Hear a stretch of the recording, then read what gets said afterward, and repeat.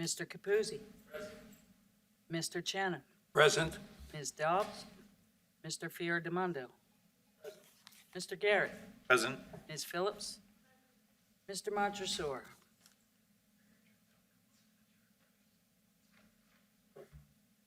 Okay, thank you, everyone.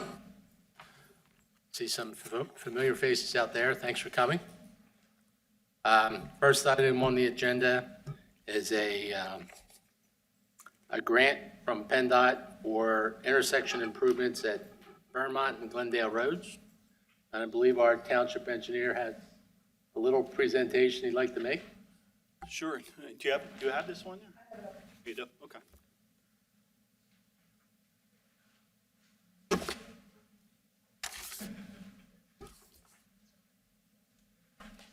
All right, Kel.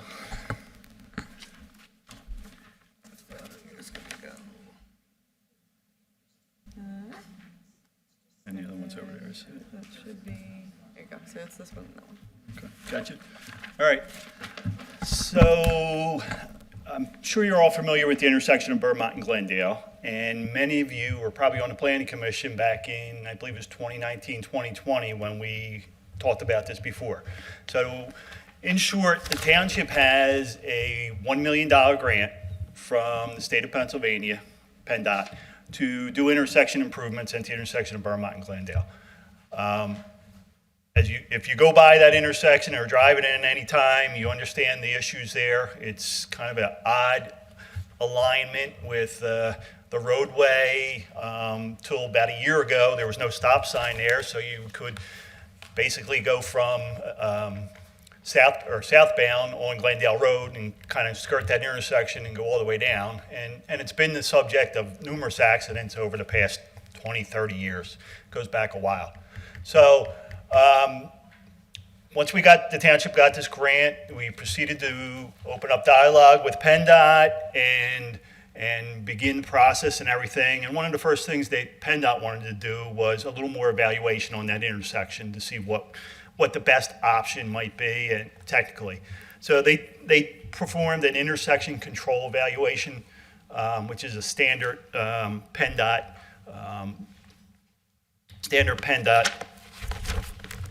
protocol for this type of intersection here.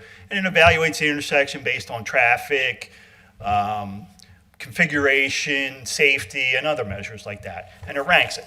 So there's 5 options, I believe, evaluated there.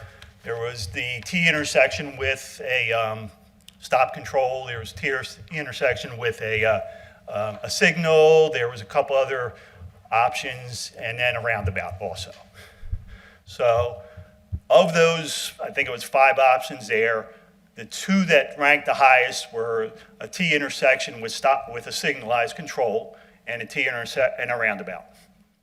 And a roundabout actually was slightly higher because of the safety issue. It's considered a little more safety than a T intersection. So, but anyway, at this point, the issue is sort of a funding issue.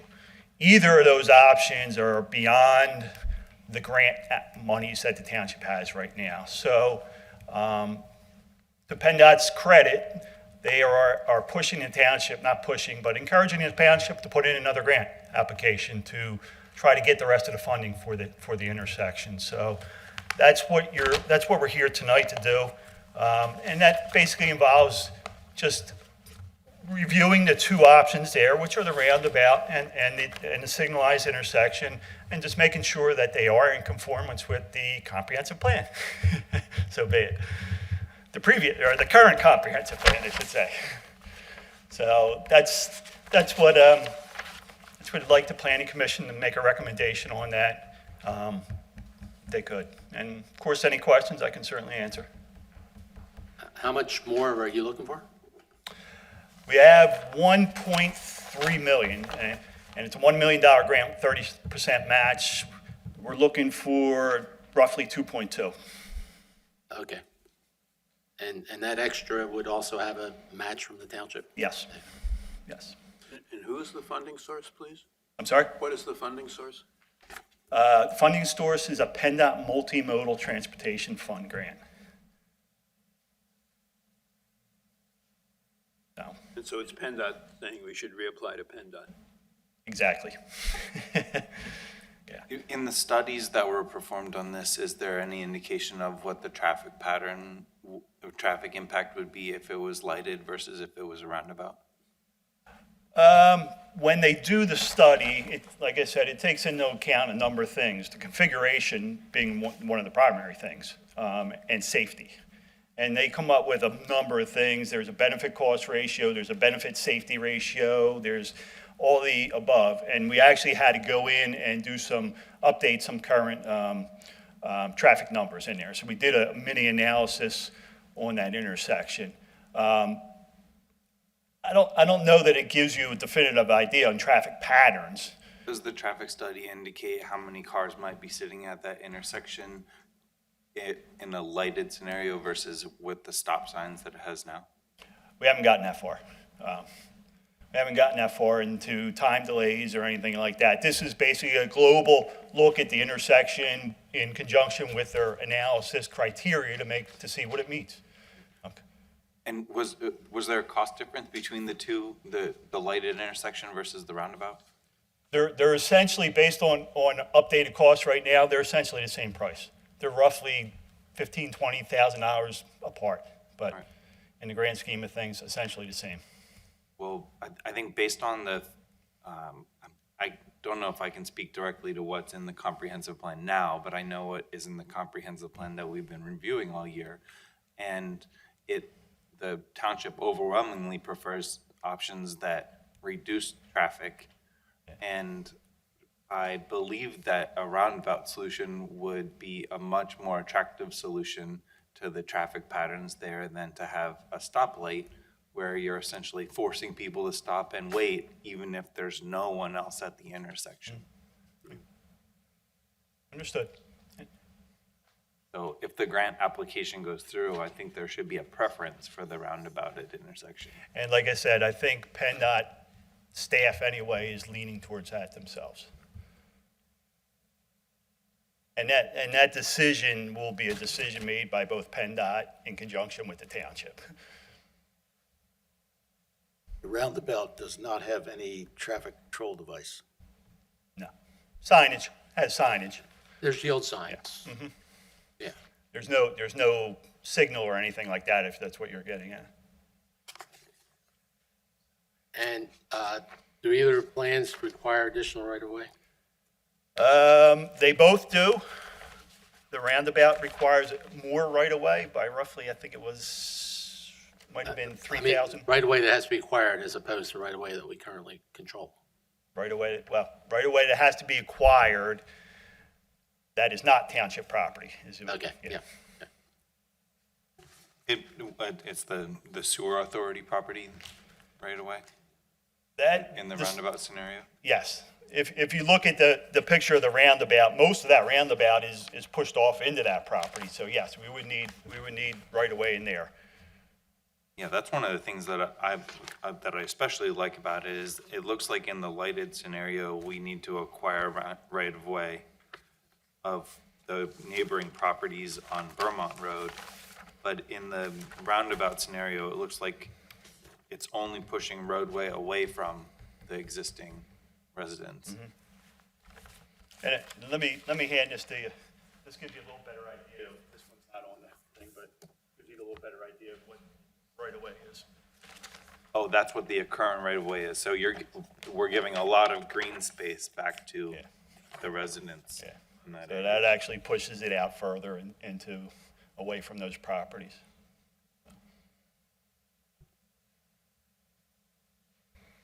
Well, I trust there's been an analysis of the effect of, that this would have no effect on the creek and the existing or planned trail routes? Part of this grant, in being a multimodal grant, is the trail. Okay, so that trail component you see is coming down from either the roundabout or the intersection and connecting with what will be the future Darby Creek Trail going through there. So that's part of the project too. And in terms of environmental stuff and effect on, you know, the creek, the environmental aspects through there, the floodway, all that has to be studied. We have to document all that and go through the whole process. Look, we've put trails along the Darby Creek before. It's in the floodway. You know, as long as we're not raising the elevation or creating obstructions, it's generally permitted. But, you know, there's a lot of hoops sometimes you got to jump through. When we talk about trails, are we talking about dirt or are we talking about paving? Generally, the township has, and particularly with the Darby Creek Trail, has paved them. So they're usually 10-foot wide paved trails, and they're usually flush with existing grade. And, you know, I don't know if you've walked the Darby Creek Trail or even the Pensy Trail and all that. It'd likely be very similar to that. Right now it ends right at Mary Place. Mhm. Here. And so this green part is the extension. Happens I to see. be tying into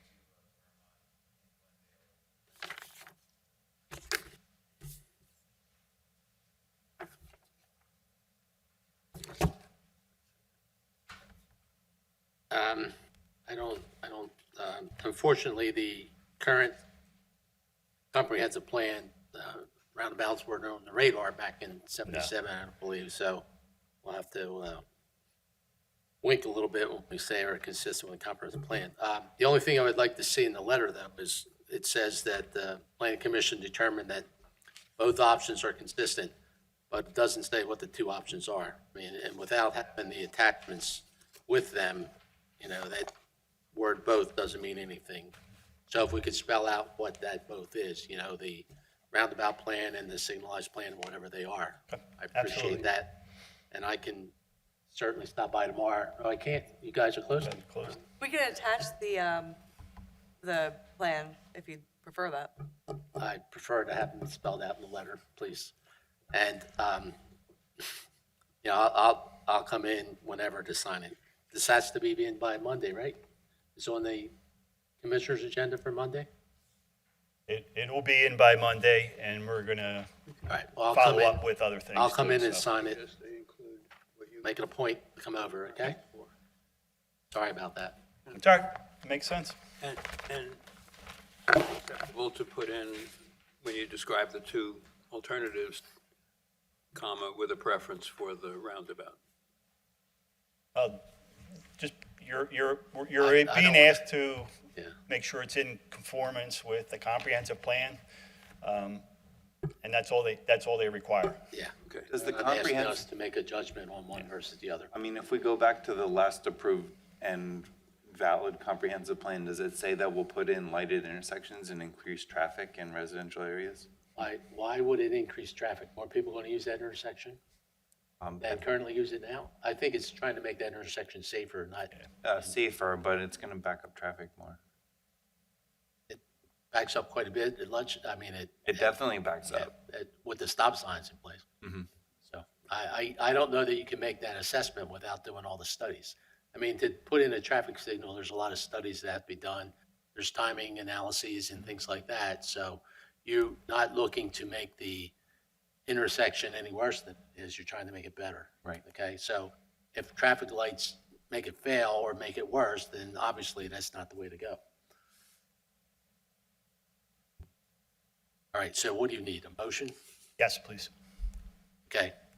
I'll make a motion that we submit a letter to the commissioners supporting or indicating that the proposed plans for the improvements at the intersection of Glendale and Vermont roads are consistent with the comprehensive plan.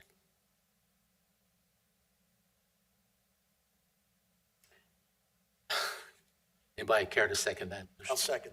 Thank you, Rob. Any further discussion? Should we amend it to include support for the additional funding?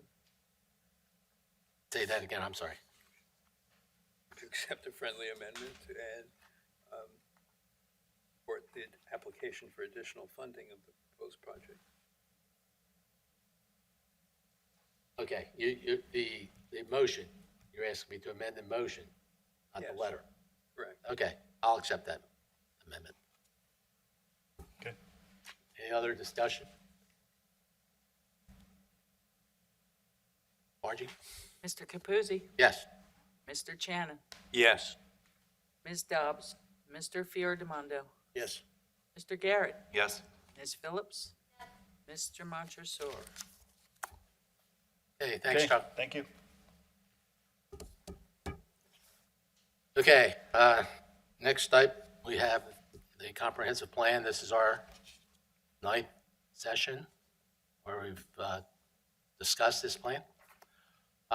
There's 3 people in attendance in the audience. Is there anyone here who would like to make a statement regarding the comprehensive plan?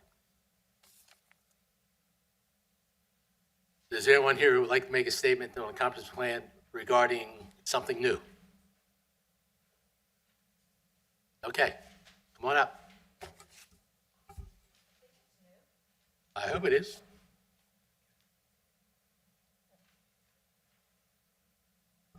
Beck Wagner, Rosewood Lane. I wanted to clarify my comments of the last meeting. The $18 million that I referenced is the American Rescue Act Fund awarded to the township. The assistant township manager was at the Discover Haverford annual meeting, and she stated that all this money will be spent by 2026. So that they will not have to return it. The invitation states she would update the people in attendance. And I have the quote, the American Rescue Act Fund and ways it is being used to support businesses and economic growth in the township. So I might be putting 2 and 2 together and getting 6, but it is a great deal of money.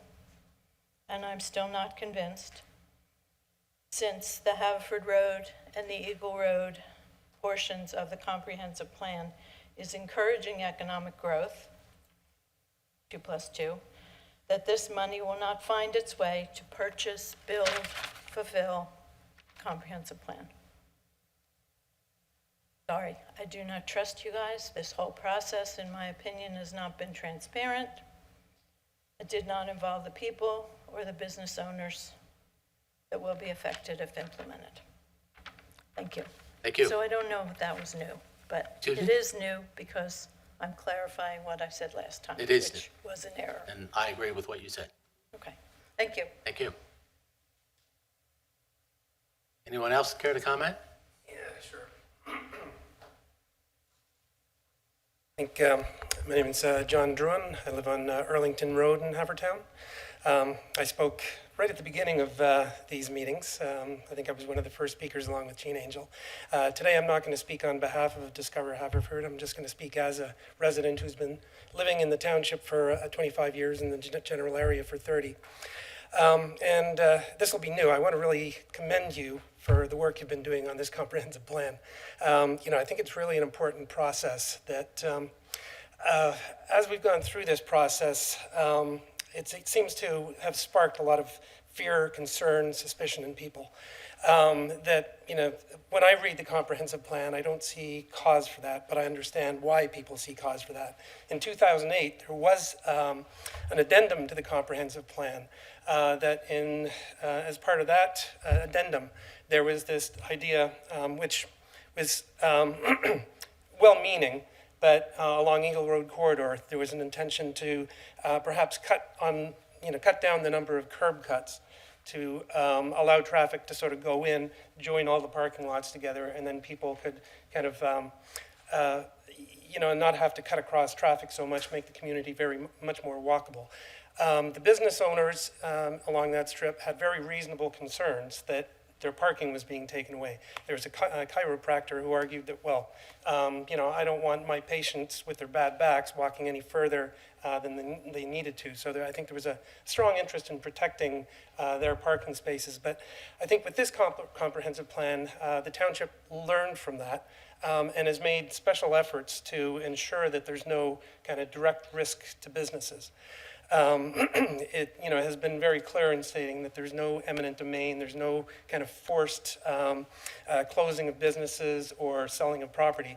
It's really a plan that, as we look forward, things will change. And there's a famous quote from Benjamin Franklin who said, the only certainties in life are death and taxes. Well, the other certainty in life is that things change. We no longer ride along in horses and buggies as Ben Franklin did. We no longer have the trolley down Darby Road. We no longer go to rent movies at our favorite, video shop. We no longer go to record stores.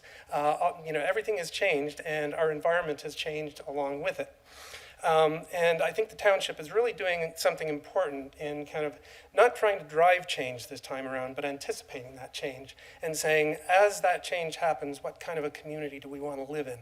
And, looking at across the comprehensive plan, there's a lot of great ideas around improving trails, improving green space, a separate comprehensive planning process around parks and recreations. I think it is a really good process to really be thinking ahead and saying, okay, we've got these business districts. Eagle Road Corridor and Haverford Road Corridor were identified in the 1988 comprehensive plan, saying that we need to study these areas and think of something to do down the road in order to improve the overall condition there. And then this comprehensive revision to the plan addresses the same issues with the business districts, but it does it in a way that says, as things change, here's what we want to see for those districts. Not forcing anybody out, but as things change, as people start to sell their properties, can we set up conditions so that, rather than just having it free market where, we can have Eagle Road turn into a series of banks and fast food stores and chain realtors. We can set up an environment there that is really kind of more planned, and that kind of change that will occur is more carefully managed. And I commend the Planning Commission for really taking up the reins, getting a lot of flack, and really thinking ahead to what kind of a community we want to be. Sadly, we haven't really been able to have that conversation because a lot of the conversation has been around fears, suspicions, and things that weren't necessarily in the comprehensive plan that people are kind of understandably concerned about. To kind of really kind of bring in a little bit of a new element to it, what I'd like to do is just kind of think about, that question of what kind of a community do we want. And with this particular comprehensive plan, I remember when we started up and first founded Haverford, or Discover Haverford, HBED as it was at the time, we were kind of very cognizant of the fact that people in Haverford Township really love their community. There's history of people having lived here for generations, and there was like a very strong sense that people don't want things to change all that much. Change will happen, of course, but there is this really strong emphasis on preserving the community.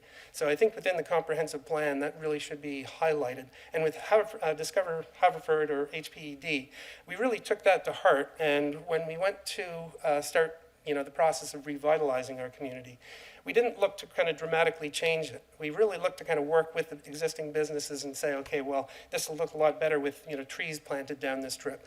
Let's put in some planters. Let's kind of work with the business community to help them develop their facades and have holiday display contests, that sort of thing, which really pulled the community together. And a lot of other nonprofit organizations, and the township has been great in terms of supporting all this. There's just really been this kind of upswell of, what can we do to make this community better? And then, as we look at Eagle Road and Haverford Corridor, there's been a lot of discussion around the Malvern developments as sort of like an operating model.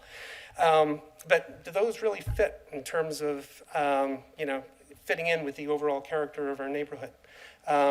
Actually, on page 15 of the comprehensive plan, there's one kind of like schematic model of, a big, large building, which, is actually similar to what they've got in Malvern, also very similar to what they have in Ardmore and Suburban Square and on Cricket. As I kind of like look at that, I sort of imagine myself walking down Eagle or Haverford Road and just seeing these big, tall, square buildings, and that doesn't really fit. There's another picture on page 15, though, that is really nice looking, that has, storefronts on the bottom, pillars, the houses are sort of set back, a lot of variety, different levels, different colors and that. And I think, that's something that as, somebody living right behind Haverford Road or living right behind Eagle Road would sort of look at that and go, oh yeah, that looks like a neighborhood set of buildings versus, a big monster apartment complex. So I think, it might be good to really, highlight those types of changes for the community. Look at, set up the conditions that allows, developers to kind of like compete with the banks in terms of like putting, new development in. But make sure that that development really kind of fits the character of the neighborhoods. Trying to think of something else. Also, of course, would be good to kind of like study the impact of, as these developments have gone in and, Ardmore, Melbourne, other areas, what's sort of been the impact on traffic? There's sort of debate back and forth that, well, these are people who will rent places and walk to the train station. That would be ideal. Chances are, I don't think they're going to be low-end apartments. I think, Zillow has identified Haverford Township as the kind of like hottest market in the Northeast. Chances are any developer is probably going to put in kind of like higher-end condominiums or apartments for people who drive cars. So I'm not sure how that'll work. But, I think, ultimately it would be good to make sure that those studies are being done to really mitigate any kind of negative impact of these developments. And then another element of it, as I'm thinking about how this comprehensive plan might be implemented, I think the panel, the planning committee, has really emphasized that this is something that, often a developer will come in and have to buy up, several properties, maybe 2 or 3 properties, 4 properties in order to build something. But, somebody in the middle might not want to sell their property, so that, might end that development. And when you think about it, the comprehensive plan is so kind of protective in the sense that it, doesn't force anything to occur, and it really relies on the willingness of people to sell. It could be a long time before anything actually gets developed. I can see some of the businesses that have been there for 20, 30 years wanting to be there for another 20 or 30 years. And so it may be some time before all that change is allowed to occur. So can we think of something in the interim? In particular, have something that's very business friendly and get the businesses to really or maybe incentivize the businesses to talk to one another, to collaborate, to really think about what they can do to improve the look and feel of their strips. Nobody wants to have something done to them. Nobody wants to have eminent domain and suddenly a sidewalk put through where there's no room for one. And there are a lot of concerns about that. But are there things that we can do to talk to the businesses, say along Haverford Road, and say, well, there's nothing that's going to be forced on you, but if there's something that you can do, take into your own hands and make that happen to, help build this community and make it a better place, more attractive place to live in.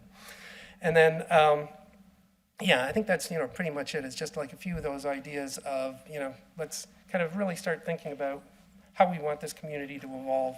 And as we're kind of waiting for some of the changes that are suggested in the comprehensive plan, what can we do in the interim to really, build the community? So I think that'll stop there. Thank you. Thank you, John.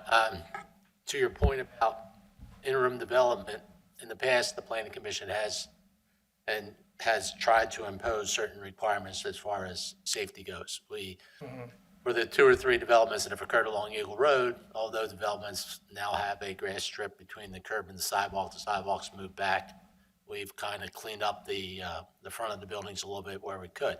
And although our design standards don't require those, most developers have been willing to install those improvements. So on an interim basis, we do what we can with what we have to try to improve walkability and things like that. Yeah. And, but, hopefully, as you say, it may take 10, 15 years for things to change, but the long-term goal would be to do something a little more positive, I'd say. Yeah. In a larger reach. Yeah, and some of those new buildings that have gone in, it's really at the end of Eagle that are down near the Y. The Urgent Care Center is a good example where, it's sort of set back and, it's perhaps as an interim, continue to have some of the recommendations from the 2008 addendum in terms of design. And then, if and when other developers come in, then they can also, And that becomes a little bit of a conflict, because if you kind of continue with that, and then you have another kind of like concept that has everything closer to the street, it becomes a little bit of a challenge to implement over time, but we've got to think about, the short term as well as the long term. Yeah, okay. Well, thank you for your comment. Yeah, okay.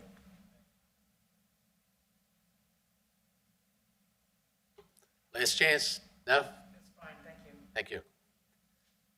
Okay, last time we talked about getting together this evening and going through individual comments and reviewing those comments and possibly coming up with a list of recommendations to the board commissioners. Although we have some of those comments prepared. I don't know that everyone, though, on the planning commission is ready to jump in with finalized comments. So I'm going to offer the opportunity to review the comments that we did receive so we can get a flavor for what we're thinking of. And also, I've been thinking more and more about our role in this whole plan. And the way, at least the way I'm thinking right now, is this plan was developed through a contract from the Board of Commissioners to a consultant who took direction primarily from a committee that was established, a steering committee for the comprehensive plan. So, in my opinion, from a planning commission standpoint, this is a product that's been handed to us that we've been asked to review and comment on, okay? It's not our product per se, but we certainly have an opportunity to comment on it and make recommendations for, what we agree with, or not so much what we agree with, what we don't agree with, or what changes we feel should be made. And I think, like I said, some of us have done a little bit of research and homework in developing some of those comments. But I get the sense from some of our members that things are, the report can be better well organized, okay? We've heard a lot of public comment about how some things seem to be mentioned in one paragraph and then it might be mentioned in another paragraph. There doesn't seem to be a well-organized presentation of the recommendations or implementing those recommendations. And I think Maggie's not here tonight, but Maggie had some comments back last month, I guess, where she tried to verbalize what her thoughts were and what her feelings were regarding the presentation of the report. So I think we're at a point where we have, 4 options as far as this plan goes. One option is just to recommend approval as it's written. Another option is to recommend that it, we start from scratch. We recommend it not be approved as written. Or we continue this cycle of where we give comments to the consultant. He goes back and makes revisions to the draft, comes back to us, we review it again, we have more comments, and we continue that cycle for, another several months. Or the fourth option, which I think might be the most desirable, is that we sit down with, say, the township manager or some township officials to get some direction and insight on where we need to be, where the planning commission needs to be with their review of this thing. And that type of meeting would occur at some point in time, and I'm thinking that Kelly would be more than happy to be there. We invite Brian, or ask Brian Barrett to attend, since we have had comments regarding Parks and Recreation. And Brian was on the steering committee, so I know myself, I deferred to his judgment as far as what the comp plan said about Parks and Recreation. Maybe we get 2 of the commissioners who were actively involved in the steering committee attend that meeting, township manager, and a subcommittee of the planning commission. And we sit down with that group of people, go through our concerns and get some type of direction and guidance on how the commissioners and the representatives of the steering committee feel that we need to go to do, what we need to do to go forward. So I'll ask each of you to think about that and let me know what you think individually, if that's okay. Any thoughts, anybody? I have questions about option 4, and my biggest question is that I just don't really understand what kind of guidance we're hoping to get. To get or to give? Both. I guess I don't understand what we would be asking for. Well, if you look at the MPC, there's terminology in there which is a little bit confusing. In one section, it says, in preparing the comprehensive plan, the planning agency shall make careful surveys, studies, and all these other analyses in developing the plan, okay? Planning Commission did not prepare the comprehensive plan. So whoever this planning agency that is that prepared the comprehensive plan is not us, okay? But then when you read through further on, it talks about the planning agency having a public meeting, listening to public input, and making recommendations on the plan to the governing body, which is the Board of Commissioners. Now, in that sense, I feel that planning agency is us, is the Planning Commission. So there's some disconnect in the MPC as far as who's responsible for what. I mean, we can sit here and cite paragraph and verse like we did, say change, the third sentence of the second paragraph on page 3 to read like this, okay? Like you would if you were reviewing a subdivision plan, right? Or we could say, we don't like the format of the report. There should be chapters and there should be subheadings and more bullet points and things like that, which is more a general comment. We're not going to sit here and try to spell that out in detail like we would in an individual comment. So that's the type of direction that I would hope we would get. If the commissioners and the steering committee said, yeah, we're looking for that general guidance, we're not looking for you to rewrite the ordinance or the comprehensive plan, then fine, we can make general comments to that effect and pass the ball on to the next group who has to go through public hearings and listen to citizens' comments again, and they can make a final decision as to whether or not the plan is adequate as written or it needs to be rewritten. I don't want to throw out the whole report because a lot of people spend a lot of time, a lot of effort putting that report together. There's a lot of valuable information that's been obtained, and I don't want to throw that away. We have a lot more input than we probably had in the beginning, but all that can be factored into whatever follows. So that's the type of guidance I'm looking for. Okay, so you're basically looking for them to let us know the level of revisions that we can take it to? I think we can say whatever we want to say about it, but I don't think we need to be as specific as, say, some of my comments are. They can be more general in nature. Okay. And, I don't think we need to spell out for them exactly how to make those changes. If they want to ask us our opinion on that, then that's a different story. But, we can make comments as general as we want them to be or as specific as we want them to be, I think. I'm not looking for you to do any more than you've already done, because you've been pretty specific in what you said. And that's the direction that I was leaning on towards originally. When I look at some of the things that Maggie has written or said, I have a trouble quantifying that. As an engineer, I like numbers, everything's in a straight line and things like that. Where the world isn't like that all the time, and her comments are more subjective, and it's very difficult sometimes to put subjective items in writing where it's a point by point by point discussion.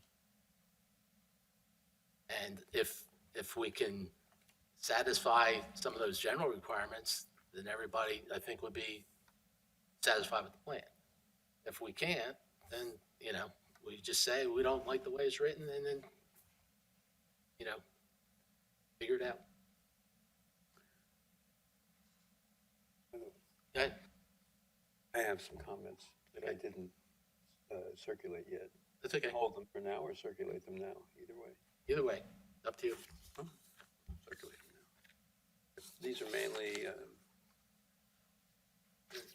on Brentford and non-conforming uses, Okay.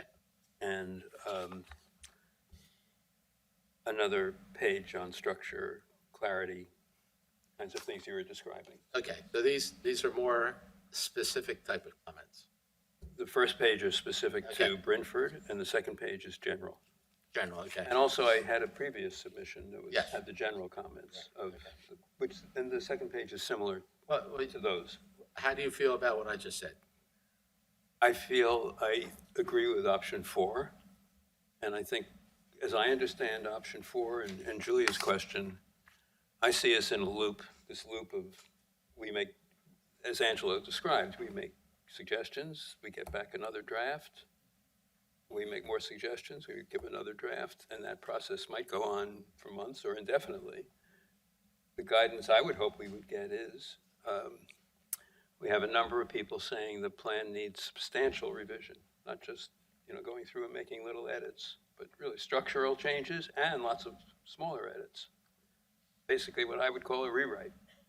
And the rewrite, the question I have is, with that, if we're not going to jettison the plan, how do we get from what we have to the rewrite, which is going to be a lot of work? And that's where I'd like the guidance from the commissioners, from the administration. And are we under any kind of timeline to pull all this together? I thought we were. Oh, no, we're not, I mean, our last report was written, what, 33 years ago? No, I mean, for this, No, there's no, But MPC says that this is supposed to happen every 10 years. yeah, well, Review. no, we're not under any timeline to get this done. Okay, but I get the sense that, you know, it's been going on for 2 years plus now. I think we're at a point where we should try to move it forward as quickly as not as quickly as we can, in the best interest of the township to get it done, okay? So we, you know, we can move on with our lives and move on with, you know, making things better in the township. I think your option 4 is the best way to move forward in that it involves the right people, and it would make this report a little more specific, and that it should be more generalized, in my opinion. And also take into account that when this process started, we had 9 commissioners, and I imagine since then, we've had a turnover of, what, 5 or 6 commissioners in the last couple of years? I mean, Everyone, except our leader. no, I'm talking Board about of the Board of Commissioners. Commissioners. At least? Yeah, I mean, the bosses, Yeah, we have new bosses now. we do, at least And, 3 or 4. you know, they've never really weighed in on what we're doing. So it'd be nice to have some sense of direction, if you will. I mean, we sit here as a group and I don't know if we're, you know, pounding sand or what we're doing sometimes. Was my summary fair of what you were saying, that we need a bridge to get from where we are to where we feel we need to be? They need, yeah, And how that's going to get accomplished, and if it's going to cost money and all that? well, So I those are can't. later down the road. But the only change I would have in what you were proposing is I would include some of those new commissioners in the 1 or 2 in a meeting to get, Yeah, to and get their view. I'm sure there's interest, some interest in with the new membership to be included. Just got to make sure that, you know, the right people are there.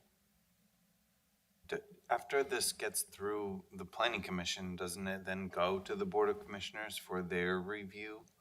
And Right, Comment. they'll have a set of hearings and they'll respond to the report, or based upon the comments, the feedback they get from citizens, the same way we have, or try to.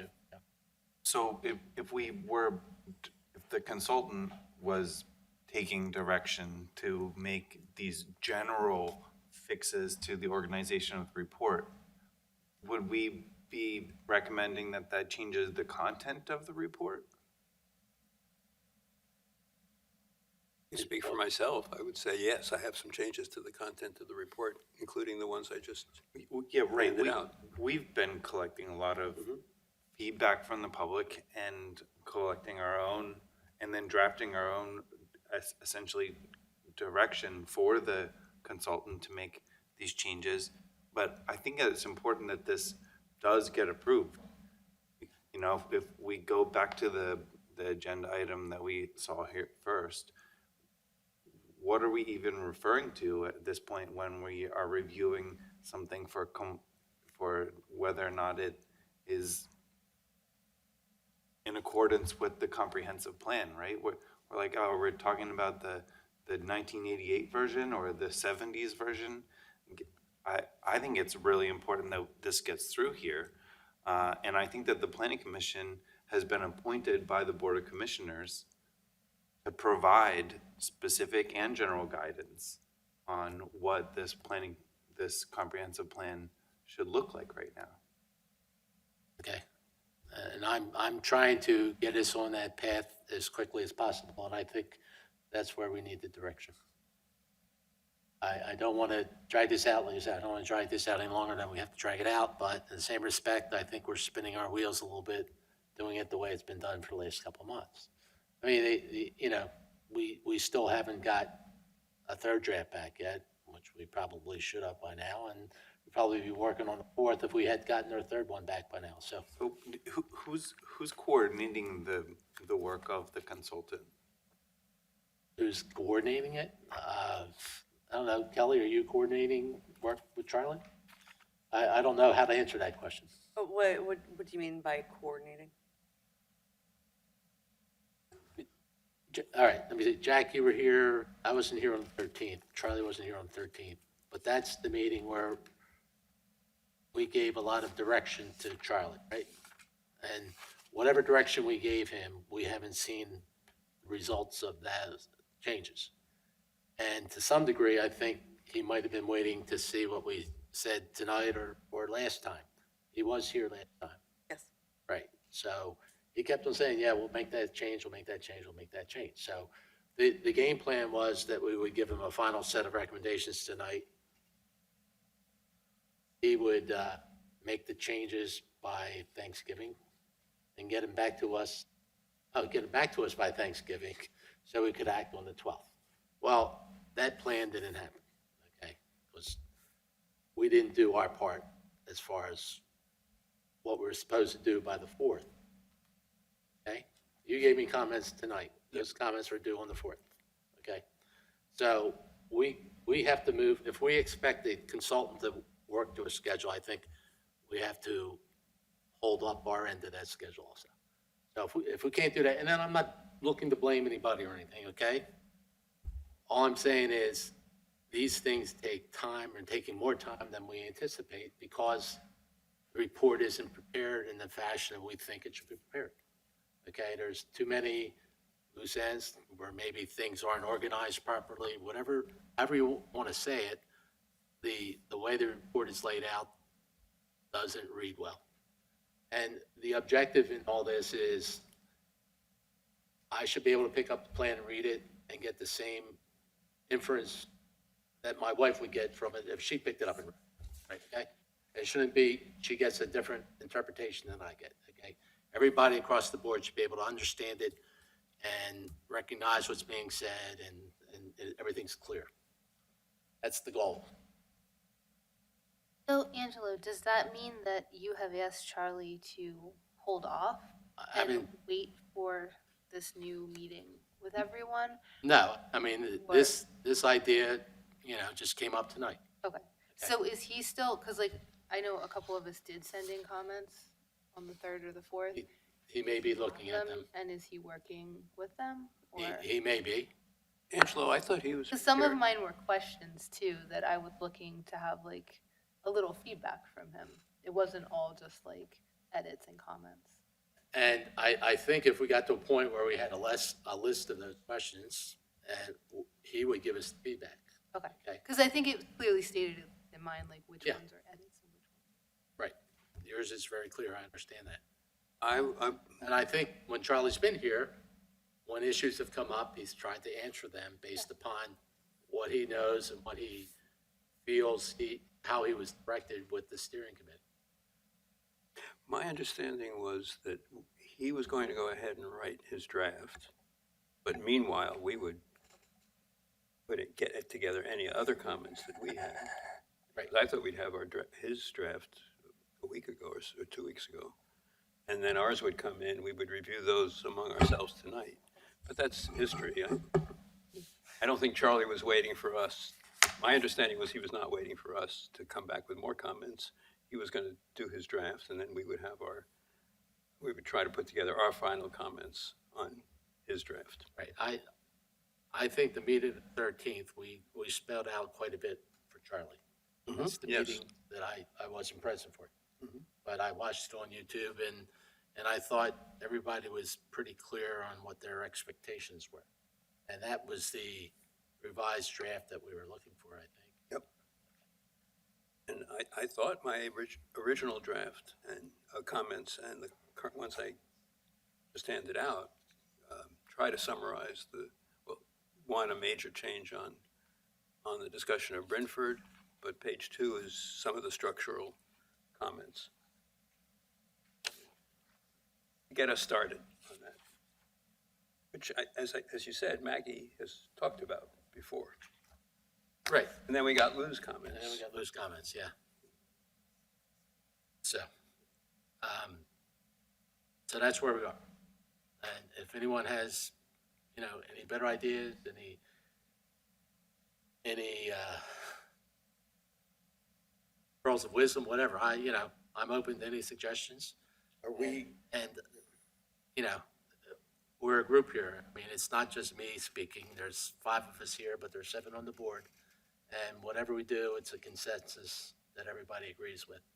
You may not agree with it 100%, but hopefully you agree with it to the point you can support it. are we in a position to put this on hold until we look at option 4? I mean, It's on hold. is Charlie going to be making revisions that we gave him? And I don't want to say it's a waste of time, but he's spending his effort in making revisions that may not even be part of the comprehensive plan. Well, if Charlie's making revision, it's based upon comments we gave him. I'm assuming, He also told us, I think, at the last session, that he's making revisions based on what he hears in these meetings and what he watched on YouTube. So to me, he's already gotten all of Maggie's feedback that the thing needs to be reorganized. maybe this meeting that we have has to include Charlie. But I'm thinking that whatever comments we've given them because we feel they're legitimate comments. We're not just saying things to be heard on TV or to sound important, that the comments we give are legitimate comments, and we expect them to be reflected in the comp plan. So anything that he's still working on are based on comments that are legitimate. And if we have more comments, we have more comments. But I think if we get the right direction, we can maybe simplify this whole effort and get this thing done in one shot instead of taking 3 or 4 shots at it. Should we get an update from Charlie and find out if he's started the reorganization process? Sure. Would that help? That might help with step 4, so that way when the meeting happens, we can at least tell them, was he agreeable to reorganize it and restructure it? Or is it a huge additional service? Or if we had more information from him, I think maybe it would stop the cycle. Yeah, we certainly can check with Charlie to find out the status of where he is with the latest round of revisions. And when he expects that their draft to be ready. Okay. But I don't want to waste, another month waiting for Charlie to make revisions either. I want to make sure that the next time we meet with him, or the next time we have a meeting or whenever that is, we can say to them, here's what we want, and here's what you have to do. Okay? That's that.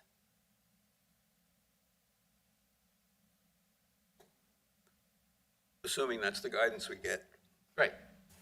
I'm on board with that plan. You know, they might tell us something else, who knows? We might be told something else.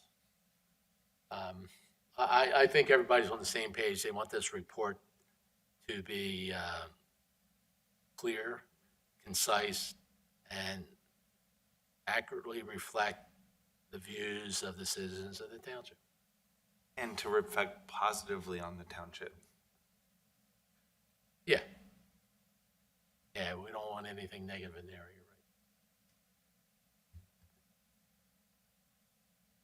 right. All right, so that's where we're headed, Kelly. Is that something that in your spare time you can put together?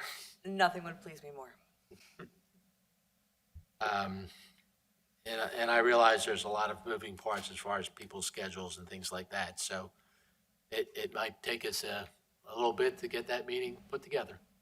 But, you know, as long as we're having meetings, we'll let you know the status of that particular meeting.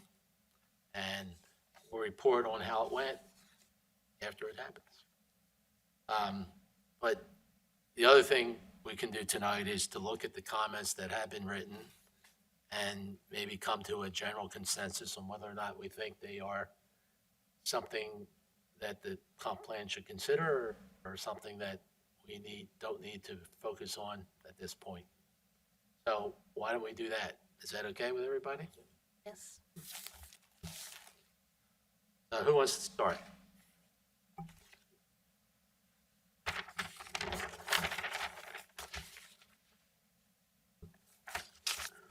I'll start. Okay, thanks, Jack. All right. Hopefully I can read my comments that I made. Is that yours? Okay. First, very general comment was on the unnumbered page after the table of contents. He asks if he tells us he doesn't include a summary. I don't know why. Then, if a summary is desired, and I think the answer is yes, please provide a summary. Okay, he's saying that there's a separate brochure on the summary. So it's a matter of just including that in the report at this location.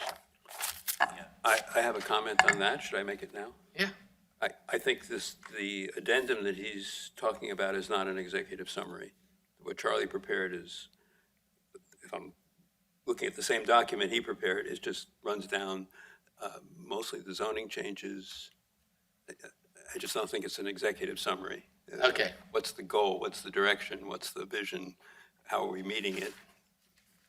So we have two options here. We can include the summary that he's already prepared, or we can ask him to provide an executive summary. I think it needs an executive summary. Okay. Okay. So, okay, here's one where, all right. We're going to ask him to provide an executive summary. Then that executive summary is going to be reviewed, and someone's going to have a comment that it should say this, this, this, and this, right? Yeah, like it probably should say, this comprehensive plan So- is developed so- based on the municipal planning code. We want to try to avoid situations where, Maybe we should just be Right, more so- specific so about what should be in the is there executive anything summary. specific, David, that you might want to include in the executive summary? I think a good starting point is, well, if I could intervene. To me, the opening, the positive statement of Haverford Township should be the opening. The introduction should be, this is Haverford Township. This is who we are. This is what this is the physical description of Haverford, and this is our communities. I made a little description. What is Haverford? 1 or 2 pages summarizing the township's strengths, identifying concretely what the draft mentions as qualities that make people want to live, work, and enjoy recreational activities within the township. I won't read the whole thing. I But mean, then- you already have this prepared? Yeah. Okay, And then, well, I'm getting to the executive okay. summary. Oh, that's not the exact, That's what is Haverford? Okay. Like, just something that anybody who's thinking about, who lives here or is thinking about moving here, or is curious as to what is Haverford, can read it and say, now I understand Haverford, what it is, what it likes to think of itself as, and then say, yet we have some issues and problems, and this plan tries to deal with those issues and problems, and has focused, I would say, has focused on a commercial development in the 3 corridors and a town center concept. I'll leave it at that. So it's a page or two. And then move to the executive summary. And the executive summary, I think the structure of it could be what's already at pages 4 and 5 under the heading overall direction of the plan. So you have the different sections of the plan. I give them numbers, I give them page numbers, references to the pages, and say, okay, we have a land use and housing plan, but instead of just sort of the generalities, I say, this is what that section tries to do. This is what that section focuses on, and that's where we could talk about a town center. I think there ought to be a separation between overall recommendations for the township and I don't want to call it an overlay, but the specific recommendations for the town center and economic development, which really is the focus and heart of the plan. And then, fleshed out a little more, and I don't have specific fleshing, the different sections of the plan. That would be my executive summary. So the introduction would be, what is Haverford? Strengths and issues. And the overall direction of the plan would then be the executive summary with each section of the plan explained. That's my thought. Throw that out for everyone's consideration. no, I mean, makes sense. I've read it over and over, and I thought that was maybe a simpler way of making some progress. Okay, But it needs to be, I don't want to say we can just plug in that overall direction. I think it needs substantial rewrite. okay. All right, so Jack, you were, Angela, hold on. Yep. Are we just jumping in if we have a topic that sort of piggybacks off it? Or Yes. should we- Okay, so I have, if we're talking about yeah, if we're just talking. initial type of thing, yeah. So my first initial thing was some of the imagery, the front cover, and then also the page 5, the introduction that they just referenced. And I noted that I think that there's a lot of better photographs that depict the existing character of Havertown that could be included in this. And also like the location choices, not just the lack of photographic artistic vision. But I just felt that, and then I listed a couple examples, like the reserve, the CREC building, maybe a typical park in Havertown or a soccer or baseball field. And then a few pictures of neighborhoods that show the varying architectural types and planning styles.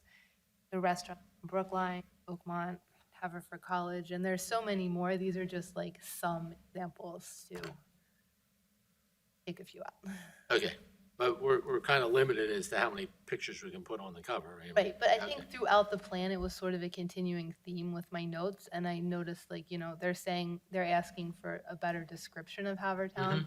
So I think that in addition to having some on the cover, I also noted, I think on page 7, that the pictures that they had, maybe it was page 5, the picture that was there, like, I think I know where it is, but it's not necessarily like a landmark that everyone thinks of. At least not that view of it. I think it's probably at the Grange, the path, but I'm not 100% sure. So, Yeah, I mean, at least the ones on the cover, I'm not quite sure. yeah, I think the cover, I think that the one on the right top is the Haverford Reserve Apartments.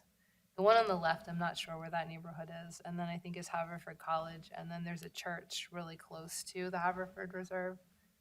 So I think that 3 of them are sort of up in that area.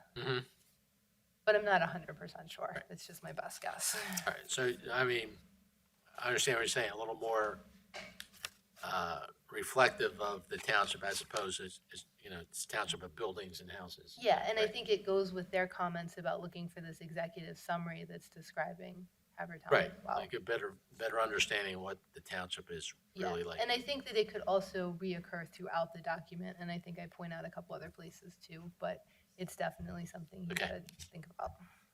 Just to clarify what I was saying, one would be what's Haverford. Two would be the executive summary. Yes.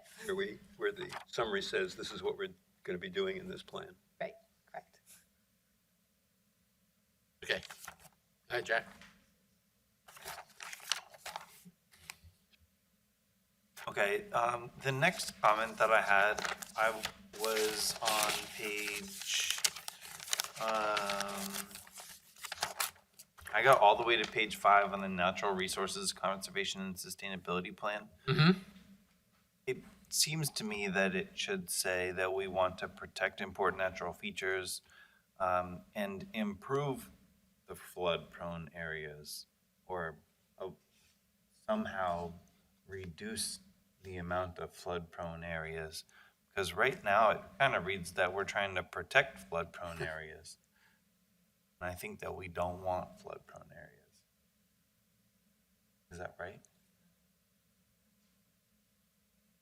I think that what we heard from the community was that the flooding is a problem. We want to avoid it, improve on the problem. Just to clarify that, it's, what they mean when they say protect flood-prone areas means, not allowing development or really restricting development, and that's what they mean by protecting. Okay. Not that we're protecting the floodplain, the keeping it flood-prone, but actually, just making sure that people don't develop it and, further impact the flood areas. Because when areas that are flood-prone get developed, then it Becomes even more flood-prone. creates more Exactly. flooding Right. problems. Okay. Actually, I think the word flood-prone areas is redundant, because, most of those areas lie along the creek corridors and creek valleys anyhow, so if we're protecting the creeks and the valleys, creek valleys or whatever, we kind of are protecting,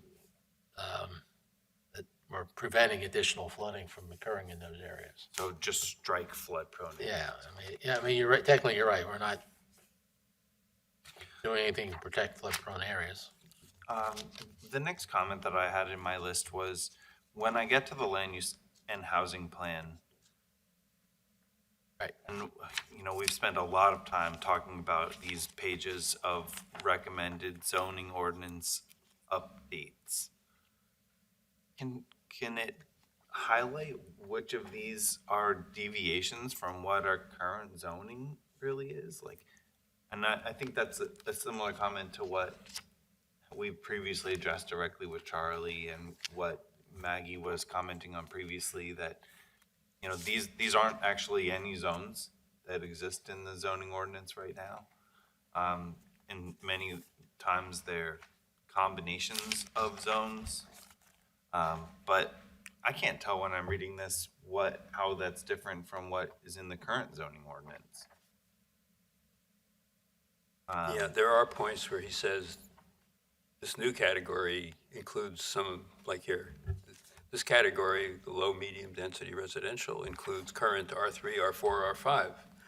But that's just one spot. So I agree with your comment. So maybe I should assume that all of these descriptions are just descriptions of what our current zoning ordinance? No, not at all. No.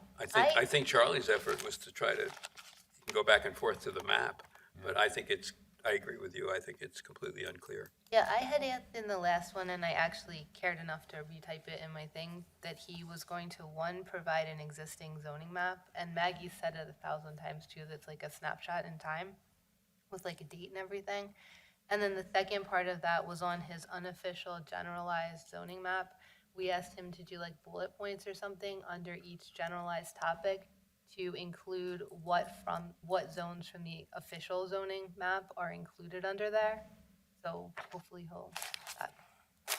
And then also within land use and housing, There's really one zone that I keep coming back to, and maybe it's actually in a specific, only applies to a specific area of the Haverford Road corridor, but we have this neighborhood commercial on the high-speed line side of Haverford Road. Right.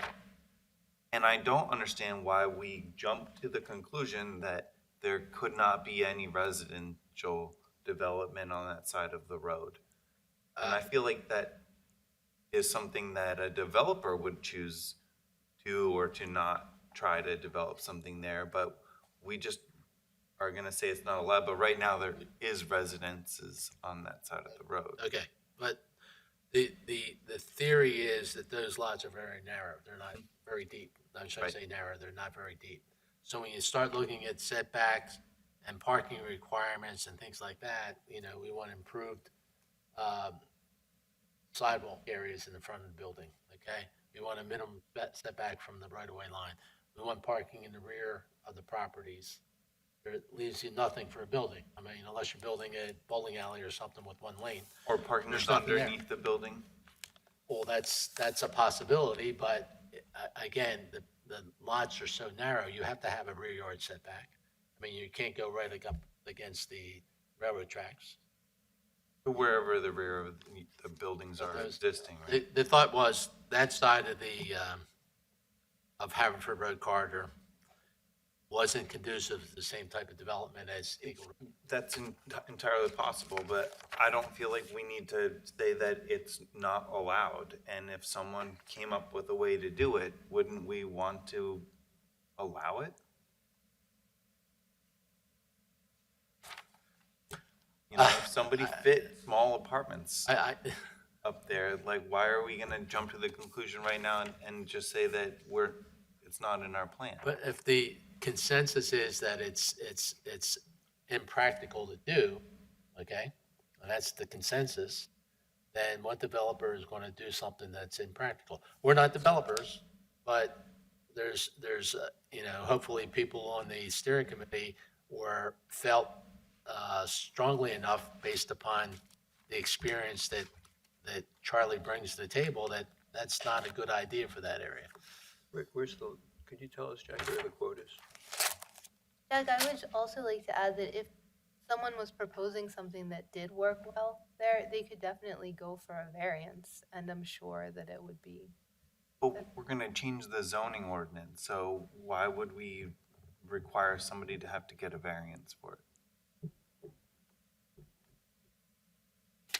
But, I mean, I agree with you, somebody could Yeah. come up with it.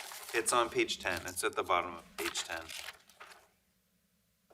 I'd rather see it colored in the same as the neighborhood commercial residential that has essentially the same requirements. And if someone can figure out how to do it, then that's great. And if not, that's also, like, we're not out there gonna try and develop this ourselves. I'm sorry, Jack, where does it say it can't? The neighborhood commercial I'm there. section. On It's page bottom of different- 10. It's different than neighborhood commercial residential. There's no residential component in this. Jack is saying it should be the same I as see. Eagle Road. Okay, well, that's So an item that, That's one thing that I keep coming back to, that I feel like Okay. we don't need to jump to that conclusion. that's something that, we can recommend that as long as the consensus of the planning commission is that's a legitimate recommendation. Fair. I'll tell you now, I don't think it makes sense to do that. Okay. So you got one nay vote already. Thanks. Go ahead. All right, my next comment was about the senior housing option on Yep. the bottom of page 11. Seems like it doesn't belong in this section of the land use and housing plan. If anything, it deserves its own full section describing how the township plans to develop Lanark Golf Course as a senior housing option. And also, is the township really planning on trying to do that, or does that not even belong in the comprehensive plan at all? These aren't options that the township is going to build, okay? The township doesn't do any of it. They're not builders, okay? They just regulate building through the zoning code. And the thought on the steering committee was that you have this large piece of ground, okay? When you look at that large piece of ground and compare the zoning around that, you have medium-density residential R4, you have some R2 on one side, you have a commercial strip along Westchester Pike. Now, the way the ordinance is written right now, that's zoned institutional, right, Cal? Okay. So if a developer comes in, let's say, for whatever reason, Lanark Country Club decides to sell their property to a developer, Or or the Marion Golf Club or any other golf courses, right? great. That developer would come in and say, I want to rezone that property. He wouldn't need to, oh, you were saying. Yeah, unless he wants to leave it as institutional, he wants to develop it, he has to get it rezoned. So he's going to come in here with plans and stuff like that to show rezoning. Then the township's going to get into a discussion on, well, we don't like that, we do like that. And, 9 times out of 10, those cases end up in court and a compromise was reached, and it may not be the type of development that you would really want to see in that area. So the objective here is to try to create an option that that there's a zoning provision in place that if, the golf course decides to sell, that this is what the township would prefer to see in this area. No questions asked. And is that a legitimate use for that piece of ground? The steering committee thought it was.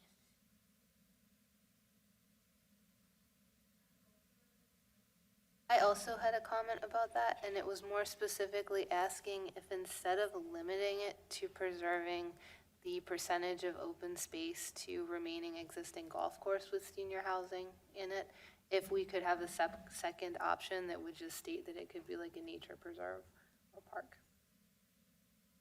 Sort of like the CREC. I'm sorry, a nature preserve or park? For Yeah. the entire property? No. Well, I mean, I guess if they really wanted to, but no, it would be more like the CREC where they built like a percentage of it into the. Well, again, you have to look at this as an idea, okay? So let's say the township adopts this plan, then they have to go into the zoning ordinance and make an amendment. And at that point in time, they can say, okay, if you want to pursue this option, you have to provide 50% open space. Or you have to provide 150-foot buffers around the entire property, or some requirement that creates the open space that you're looking for, okay? Whether it's a nature preserve, I don't know legally if you can mandate that as part of your open space. Well, I wasn't saying that I necessarily objected to it remaining half golf course. I was just saying, could we at least give an option where it doesn't just have to be limited to golf course? It could also just be like open space. And I think that's merely a statement, that's something that could be done. Okay? It's not, if the open space results in a 9-hole golf course, is that a problem? Well, yeah, I said I didn't object to that because Okay. that's what it specifically says here. Okay. It would remain half golf course. I think it's more a suggestion than a requirement. And again, it'll all boil down to what the final revisions are to the zoning code. Yeah, I think I was just objecting to the level of specificity to what the open space was going to be. I'm objecting to the fact that we are assuming that we are going to be able to change the zoning of that particular property. Especially when we don't have anybody from Atlantic Country Club in here saying, we're thinking about selling it. We haven't done this with any other property in the entire township, saying we want to rezone a property in this comprehensive plan. And we're not, Great. and I'm saying we're not. Got it. So, in the zoning ordinance, there's currently a regulation that says under INS, once a property is not used for that institutional use, because institutional uses are so narrow, then it would either go to the planning commission from the township, or go to the planning commission from the property owner or prospective property owner to make a decision on whether property should be rezoned. Generally, it takes on the zoning district of the surrounding properties, which in this case is R2 and R4. So The way that it stands right now, that property, if Atlantic Country Club were to sell tomorrow, could be bought by a developer and developed by right under either R4 or R2, depending on what the planning commission decided. What we were looking at was allowing for, or planning for, in the event that that happens, developing that property and making a recommendation to have that property developed as, this, older adult community, instead of that dense, single housing development for that huge, piece of space. I totally appreciate that. So we're And- not changing the zoning district. and We're I- making a recommendation of what we would like to see there. That we're not changing the zoning. Well, We're adding an option. It's like saying, but I think actually what we probably should be doing here, though, is saying that in the case of institutional zone properties being converted, the township prefers for them to be converted to senior housing. and that's what we're going to say. Well, That's what the zoning ordinance is going to say. It's an option. It's not, it's going to stay open, it's going to stay zoned for golf courses. And then almost think of it as an overlay district in case you don't want to do a golf course anymore. This is what you're going to do. But to institutional zoning, not to Lanark Golf Course. Right? Like, where do we come off saying we're going to specifically put an overlay on that institutional zone?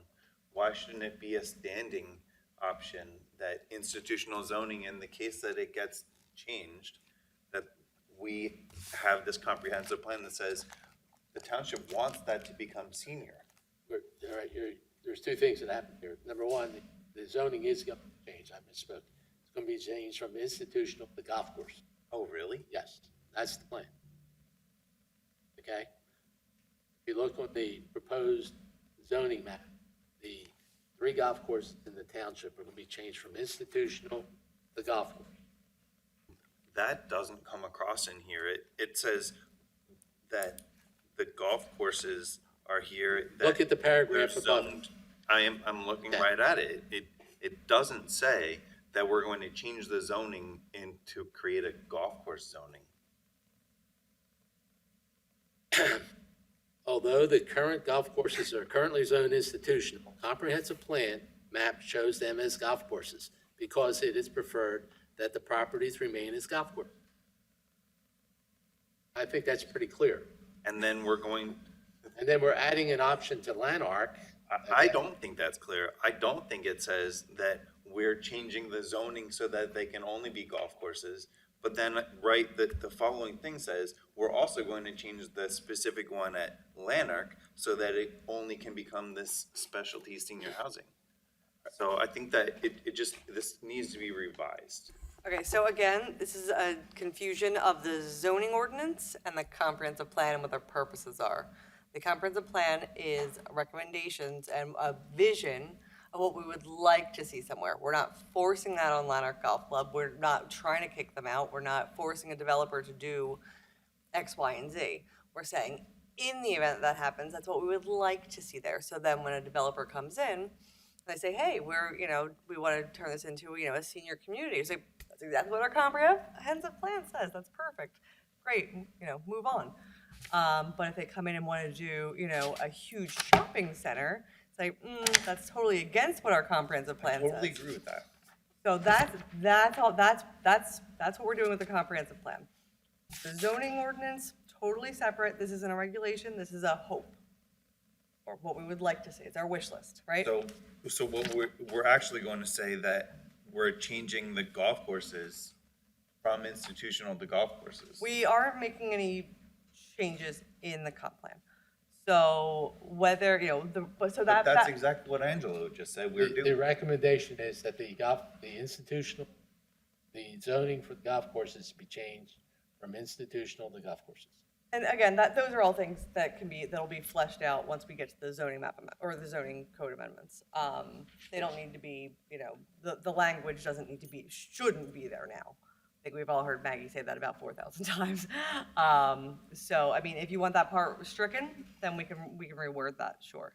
I think that could be rewarded, and maybe it's a great idea to have them change to golf course zoning, and maybe the senior housing option should be a sub part of the zoning for golf courses that says if any golf courses That's the intent. Okay, that also doesn't come across here. We're single Lanark, and Lanark sent us a letter saying, why are you doing that? We have no plans to change what we're doing. We're investing lots of money. And 10 years from now, that might change. You can't True. predict the future, I can't. But I know for a fact that if they do change ownership, I would hate to see it develop as a cookie cutter development, R2, R4 with commercial along Westchester Pike. Okay. I think there's an I opportunity mean, here. I agree with you. Okay. Angela, I think I know I'm also definitely on board with the intent. I think it just needs to be clarified in how it's written and structured. Judy, could you repeat that, please? I'm also She in thinks- agreement with the intent. I just think it needs to be clarified and restructured in the document. To make it a little more general and easier to follow.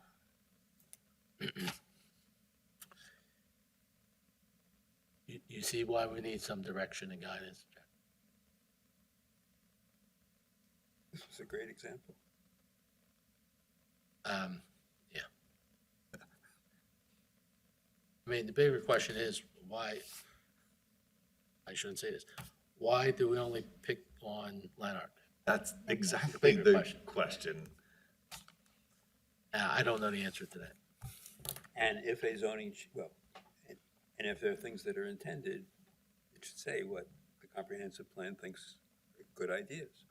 And if they need zoning changes, the comprehensive plan should say, if the township wants to accomplish that, it'll be to make them all golf courses instead of institutional, that will require a zoning change. Not a big deal, but that all has to be, it took us a little while just to get, what's the intent here? That's why we need a. Okay. Okay, my next comment was, I think in line with what Julia was saying earlier about imagery in here. In the precedent images on page 15 about the development of Eagle Road corridor, they don't look like they are representative of what could happen to Eagle Road corridor. And so I think I'd like to see some precedent images that more closely match what a block might look like. Do you like the Awesome. other You picture? found some? Samples, if you'd like me to pass them down. But I only have one copy, so I'll need them back one. Okay. I'd like to see those changed. I think it's great that we put images in here, but it should be something that we might like to see on Eagle Road. How do you feel about the other picture on page 15? Which one? There's two images on page 15. I don't like either of them. You don't like either? Okay. I said the same thing. I found some images in my papers that I felt better examples that would illustrate the characteristics of Oakmont. I also went on to ask that a little further back when he was describing his vision for Eagle Road to be an extension of Oakmont, that they include photos of Oakmont and also develop a paragraph that describes those characteristics that we're trying to find. And I'm happy to pass down. Okay.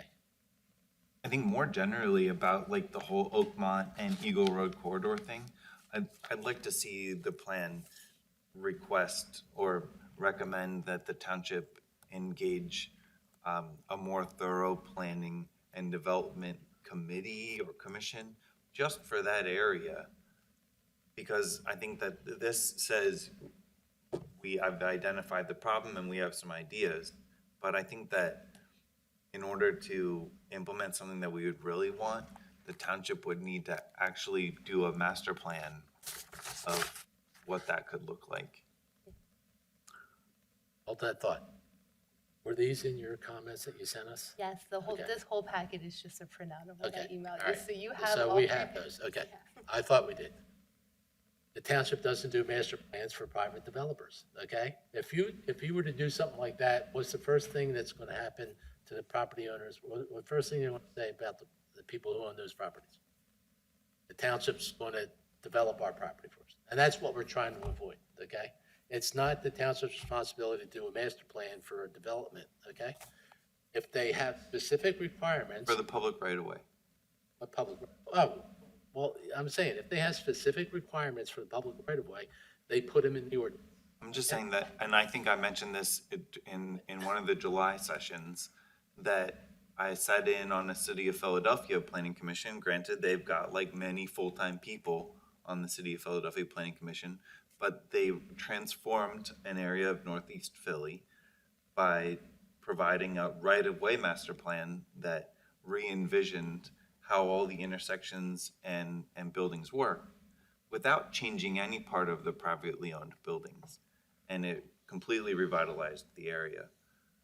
Okay, I'm not familiar with that project. I am familiar with Eagle Road. I know that once you get to the back end of the sidewalk, there's no more right-of-way. There's nothing that the township could do, the PennDOT could do without taking additional right-of-way. And that's not going to come anytime soon because the property owners need that area they claim for parking. Okay, so whatever visions the city of Philadelphia had for that particular block in Northeast Philly, you can't transfer that to Eagle Road because of the limited right-of-way. But if it is developed, then the township has the opportunity to require additional right-of-way for those types of improvements. And we can sit here and all say we like, you know, fancy light posts, we like certain types of trees along that stretch, we'd like to see 4 foot, 5 foot wide sidewalks. We can lay out all those criteria, and we will, but we can't fit that in what's there now. The only way we can make that work now is if we ask the developer to please do that, okay? Which we have done on the 3 developments that have occurred in that stretch of Eagle Road. I don't know, were you here when we did the bank building on the corner? No, Okay, but if let me if tell you look what at I that- think about that bank building. Well, forget about the use, okay? The bank building we required them to do certain improvements on Eagle Road, which matched the character of what they did at the YMCA. Did you like what was done at the YMCA? You think that's a step in the right direction? Absolutely. Okay, but we didn't have there's nothing in the ordinance that required them to do that, other than their goodwill, okay? But the comprehensive plan could. No, comprehensive plan can't. It's the zoning ordinance that can. It's the subdivision ordinance that can. The zoning ordinance isn't gonna do it unless the comprehensive plan informs it. No, though, you right? can change the ordinance tomorrow. There's nothing that's stopping you changing the ordinance. You can revise the ordinance anytime you want. You don't need a comprehensive plan to revise your zoning ordinance. So we could just rewrite that ordinance right now. Sure. If we wanted to, we could. But we have to get the concept on record first, I think. That's what we're trying to do. We're trying to get the concept on record so we can revise the ordinance to allow that to happen or require it to happen. And just don't see how it happens without us putting it in the comprehensive plan. Putting what in? The plan for how we would actually see that Eagle Road and Oakmont coming together. Because we're not developers. Angelo, I had a comment that was a little bit similar, asking if, so I was considering the option that perhaps not all of Eagle Road ends up getting developed, but there's like a few areas that get one of these buildings or developments. And then I was wondering if we could ask the developer to do a larger master plan study that sort of looks at how it's merging its new section or building with the existing buildings and the streetscape. I don't know. If that's- I know in other ordinances that I've seen that if a developer's building on part of his property, they could ask for a master plan for the remainder of his property. But I haven't ever seen anything that says if you're developing here, I want to see a master plan for something you don't own. Okay. I think the first one that happens becomes the prototype, if you will, or the standard for the rest of the development. So you can't ask him to just look at like how the sidewalk would like merge back in? Because if, you know, if we're asking someone, like, you know, if we're pulling buildings forward and then the other properties are still stepped back, I'm just saying, like, if you could look at the transition like X feet out from your property or something like that. And Julia, if you own that other piece of ground, would you want somebody saying, well, this is what we can do on your ground? Well, no, you couldn't actually do anything. with but it. It even would show show a how picture your of- design would be sensitive to what's existing or sensitive Okay, to the fact well- that there's an existing, you know, like Warner's Garden Center. That's like a pretty old house and a pretty iconic Haverford Town business. So if they built something next to it, I would kind of want to see like how are you addressing like it being moved up and like how's it, Okay, just to be sensitive of what's, like how the transition is occurring. And it would be on the developer's property to make anything work. yes.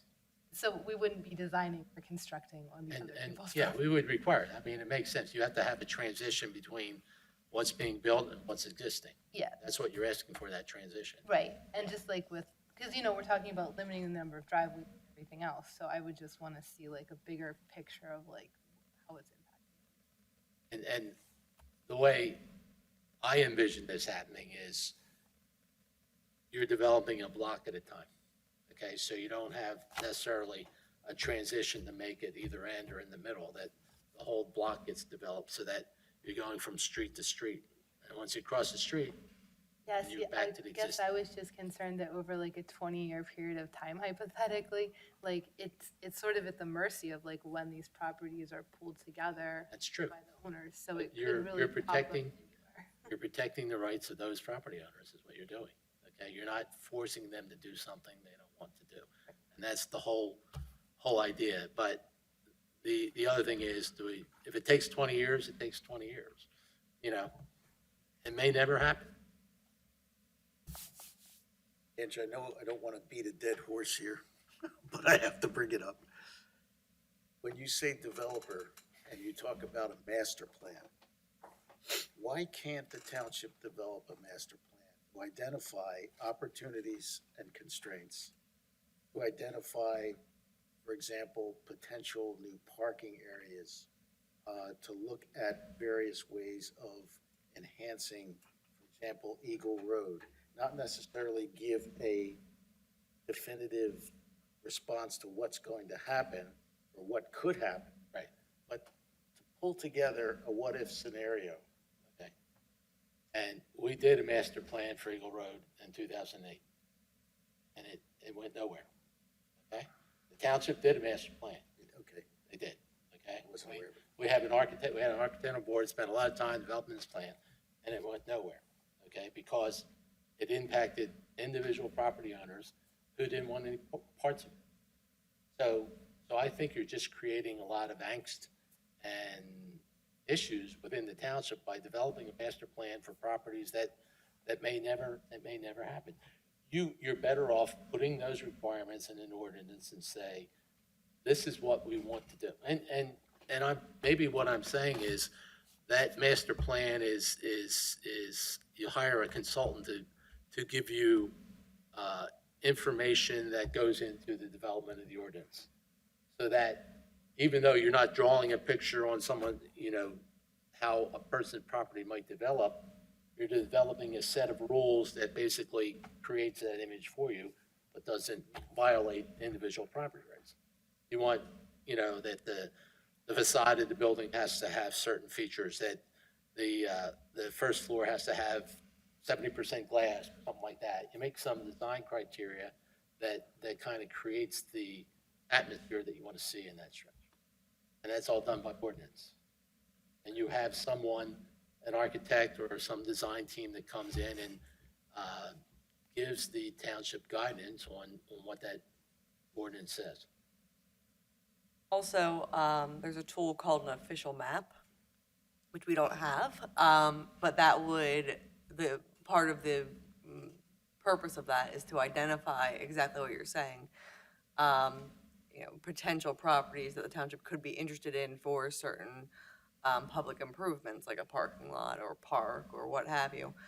And then when that happens, it gives the township certain rights as far as, like, if the property were to go up for sheriff's sale or something like that, and it kind of gives us first dibs.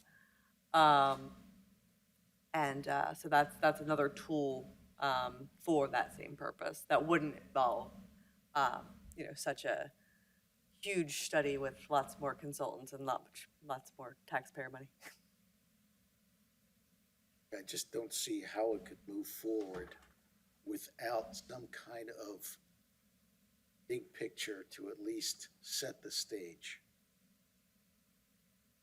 Somehow you have to create, in my opinion, the stage. You just don't do it piecemeal.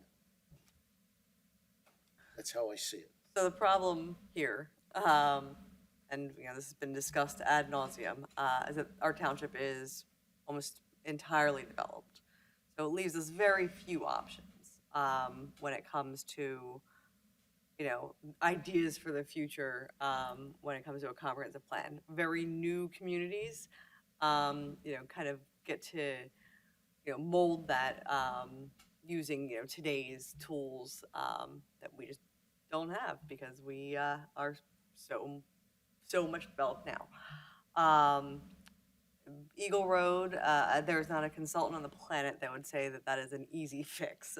Everybody's head kind of explodes trying to wrap their head around how to improve that corridor specifically. So, we came up with the best ideas that we could. The consultant came up with the best ideas he could, and this is where we are. So, as far as having a broader scheme, the broader scheme is that nobody really wants to change much else in the township. That's why, these specific areas are focused on in the comprehensive plan.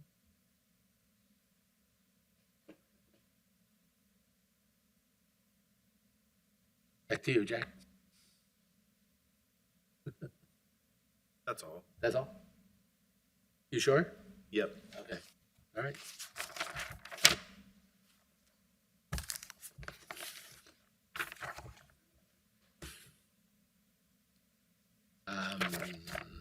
Let me do mine since they're pretty straightforward.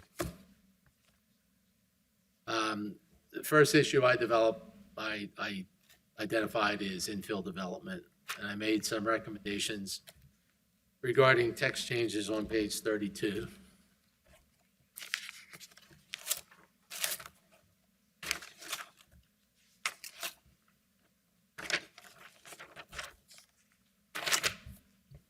And let me see. Third paragraph.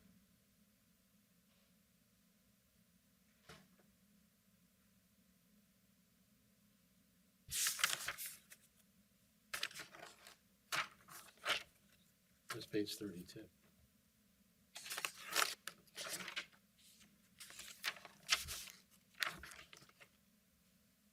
You have a page 32?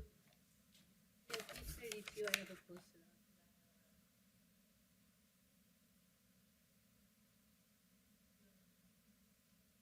Use the zoning order. I don't want to have my page 30. Okay. So on page 32, the section titled "Use the zoning ordinance to preserve the character of older areas." Right? Yep. Okay. The fourth sentence in the third paragraph, I suggested it read, "Within the limits of state law, establish and add design standards to subdivision and land development ordinance for new houses in established neighborhoods which will be compatible with and respect the general character of those houses adjacent to the new development." So basically, we're trying to avoid the situation that we had in that Manor Road subdivision, where all the houses were pretty much had the same general layout and character, and we had an extra lot where the developer wanted something completely different. So I just think it needs to be mentioned in a comprehensive plan that we intend to do something to preserve the character of those older areas. Okay? Now, in cases like Beechwood and Brookline and Penfield, which are very old, they have a character, but none of the houses seem to have any consistency with it. So it's not as much an issue there as it is some of the newer, older developments, if you will. Yeah, I think that when there is inconsistency, it lends more opportunity for creativity in the development. But when you have, houses that all look exactly the same, and the neighborhood residents come out in support of something that would match the character of the rest of the places, then we absolutely should be able to respect that. Okay, so that was the point I was trying to make. On page 42, Angela, should Yep. I just chime in for that later Sure. or no? Okay. I actually thought that with older houses in neighborhoods such as Penfield and Brookline, we could also look for stuff. And I went on to list like the characteristics in general, which would both work and in the neighborhood that we had reviewed with all the houses that were the same.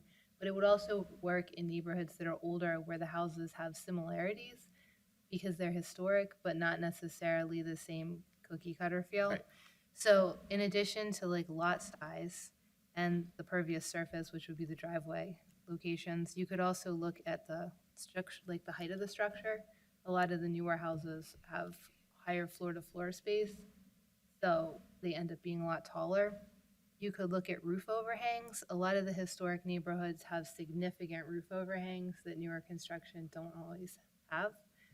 And then you could also look at the materials and the scale of windows and some other features, which becomes more subjective with the materials. Right. And I'm not saying you have to match materials. I just think that there's almost like what the historic board does when a historic property is reviewed.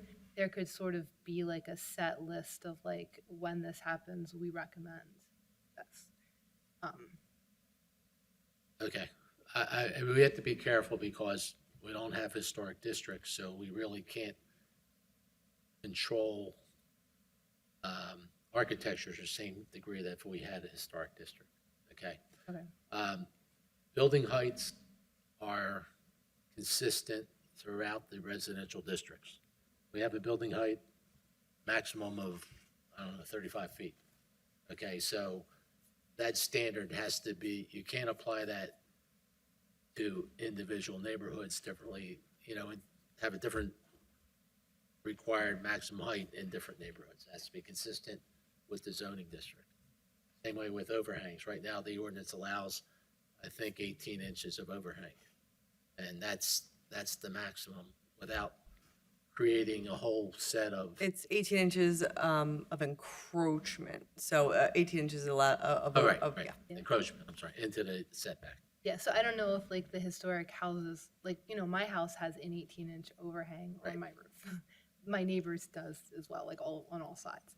So I didn't know if that could be something that. It could be something that I think could be included in the zoning ordinance. Again, you have to be careful because there are state laws that have to be followed. Okay. And I don't know what those state laws are. I'm referring on the expertise of our consultant, since he had that wording in his original statement. So, you know, we can't make somebody build the exact same house that's next door, but we can try to preserve some of the characteristics. That's what we're trying to do. But putting some of that in the comprehensive plan might help developers and other people coming into the township to understand what the values of the township residents Right. are. Right. And what might be successful and what might not be quite as successful. Right. And It's Angelo, I also want to add that even if it's a historic neighborhood, I mean, you can still put a modern or contemporary style home in it and be respectful of some of these things. Absolutely. And make it look good against the houses that are there. So I don't want people to think that we're necessarily saying it has to look the same, because that is definitely not what we're saying. It's just, you know, if we could give them more guidelines, it might help. it just gets a little harder to regulate because a lot of that stuff is so subjective. Yeah. You know, so. I understand. You know, one person looks at it one way and the other person looks at it differently and they don't agree. I also noted that some communities, and I've been before some of the ones in Center City, have aesthetic committees in addition to all the boards that we have, and they review projects for these specific issues. So in addition to going before your planning commission and your zoning board, you also have to get aesthetic committee approval. Is that for before every you go to project? zoning. In certain neighborhoods in Center City. Certain So those are overlay districts, generally a historic overlay or a business district overlay. And there are ways that you can regulate aesthetics with those overlay districts. Unless things have changed. But the feeling of the Board of Commissioners is that they absolutely are not interested in having an architectural review board at all. It is subjective, it's aesthetic, going in and changing, you know, the color of your house or, you know, the roofing material or what have you. They don't want them, people constantly having to basically check with other people to make sure what their house looks okay. It's not an HOA. Yeah, That- no, it doesn't review it for those types of things. These kind of boards are really only looking at new construction and major additions that I've been part of. In for some architectural areas, they, projects. I think Radnor, their HARB is, does, is a lot more comprehensive. Other places, yeah, they're only gonna be looking at new construction. Yeah, so it wasn't. But right, yeah, so we do wanna steer away of overlay districts and a HARB. Yeah, I just wanted to clarify, I wasn't going to the level of like policing the entire neighborhood. It was right. really just a new construction, Sure. like, major renovation standpoint. Angela, when you talk about state law limits, you're talking about limits on aesthetic zoning. Yes. Okay, and then my last comment was on page 49. In a section entitled, continue to provide for excellent public parks and recreational facilities and programs. Oh, wait a minute, did I miss one? Oh, that's, yeah, I'm sorry. Page 42. Before you move on, so Yeah. is there agreement on Angela's first change, or are we holding off on that? I thought it was good. Consensus, we want to take a vote.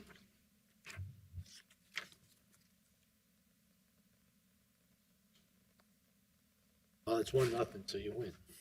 Great. I'm just trying to make a statement, a comprehensive plan, at least puts a bug in somebody's ear about maybe we should do something to control this. And how we do that is a matter of discussion for another time. When we get into zoning and land development revisions. Page 42, about consider various traffic calming techniques. 42? Page 42, yeah. And you know what? I'm sorry. I'm looking at the wrong book. No wonder. 40.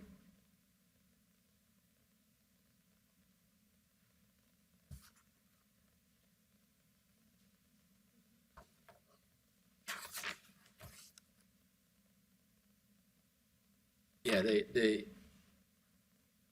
page 40 is where the title is, yeah. But on page 42, the last sentence of the last paragraph.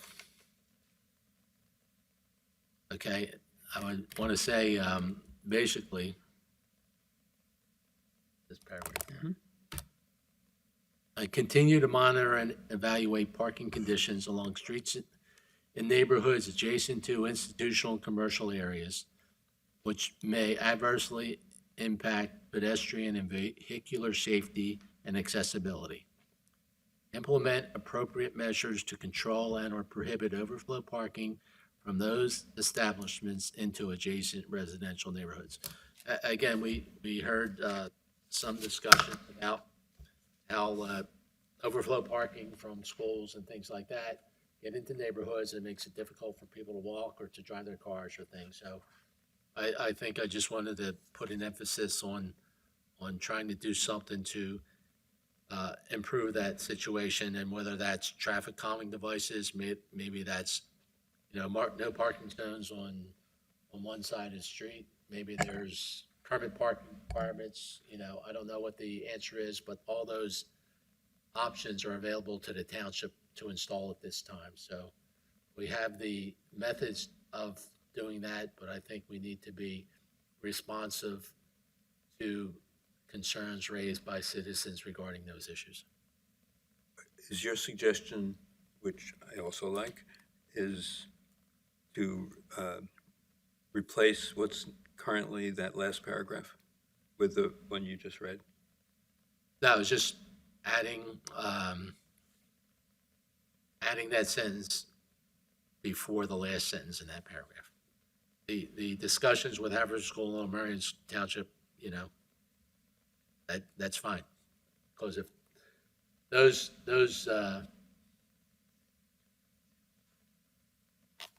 discussions may have to happen if the offending individual is Haverford School or some institution in Lower Marion Township. although we don't necessarily have to do it. I mean, I think it's more a courtesy than anything. We have the right to police our streets the way we think is best.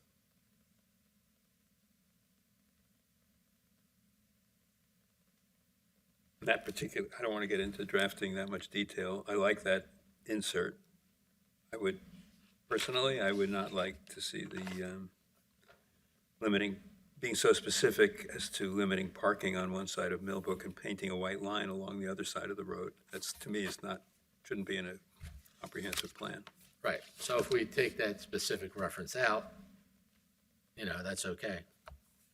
I mean, we create more of a general statement as opposed to a specific reference to one street or another. I mean, Millbrook's an important street, but there's other streets in the neighborhoods that are important too. Yep. And they may be experiencing similar problems, but it may not have come to our attention. But having an example is good though, isn't it? It's okay. It doesn't hurt.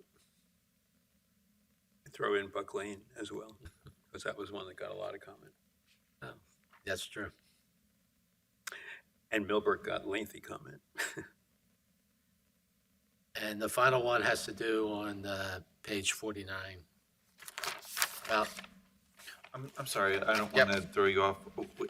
If the neighbors, let's say the residents of Millbrook Lane wanted to push something like this forward, how would they go about doing that? well, there's criteria that is established in the codes that basically say if you want like traffic calming, a speed hump or something like that, a certain percentage of the residents within that block have to agree to it. Okay, so if there's one person that's very upset about something and the other 10 people in the block could care less, it's not going to happen. But, it doesn't mean that regulation can change, but you have to take into account everybody's wishes and concerns, not just one person's, I think. Yes, Chuck, go ahead.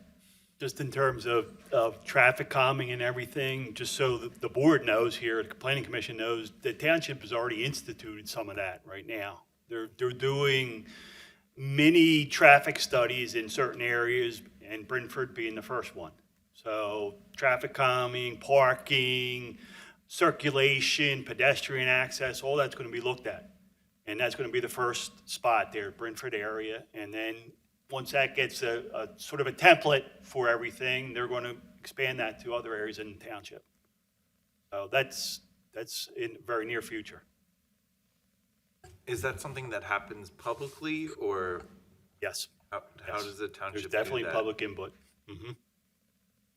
There's going to be public meetings, there's going to be, just similar to the comp plan here where everybody can come and offer ideas and say, I don't like that, or I do like this, or this is a problem, and. So and something like that would come to the planning commission if something was changing? Probably Right. not. It's more logistics, are we going to restrict parking or is there pedestrian accommodations that can be made in these areas and how? Is there modifications to intersections that can be made to better accommodate, pedestrian and traffic? All that type of stuff. So it's, Brentford's the perfect example. It's, we've heard it, you've heard it over and over again. That area's tight, and there's no sidewalks in a lot of those areas. There's a lot of traffic. People cut through. I'm interested to know how I make sure that I'm aware of those kind of things happening and what kind of public meetings happen. Yeah, and that's, the township will, I'm sure, flesh that out once everything's, we get to the point where it's a date's set and everything, and make it, certainly the ward commissioner, I imagine, will do the same, so. All right, just wanted to make sure you're aware of that. Right now, isn't there a criteria like to put in a speed hump, you need a certain percentage of the neighbors on that block to agree? Yeah, you're absolutely right. I think it's 60%. 60%? Okay. And there's other criteria there too. I mean, you have to be a certain distance Right. apart. You have to have a certain length of street. You can't be within X feet of a intersection. So it's difficult in some of those areas to meet all that criteria. Yep. And And the final item I had was on page 49 regarding continue to provide excellent public parks and recreational facilities and programs. And I focused on the current ordinance that we have regarding open space and the fee in lieu of. And I think we should make it a priority to update that requirement to the extent we can. That would create more of a opportunity to collect fees in lieu of to help fund our recreation program in the township.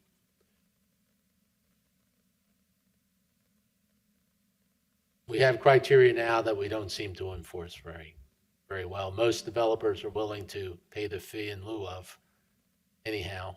So I think it's an opportunity to help fund the recreation department. Could that be something instead of a fee in lieu of, an improvement in lieu of?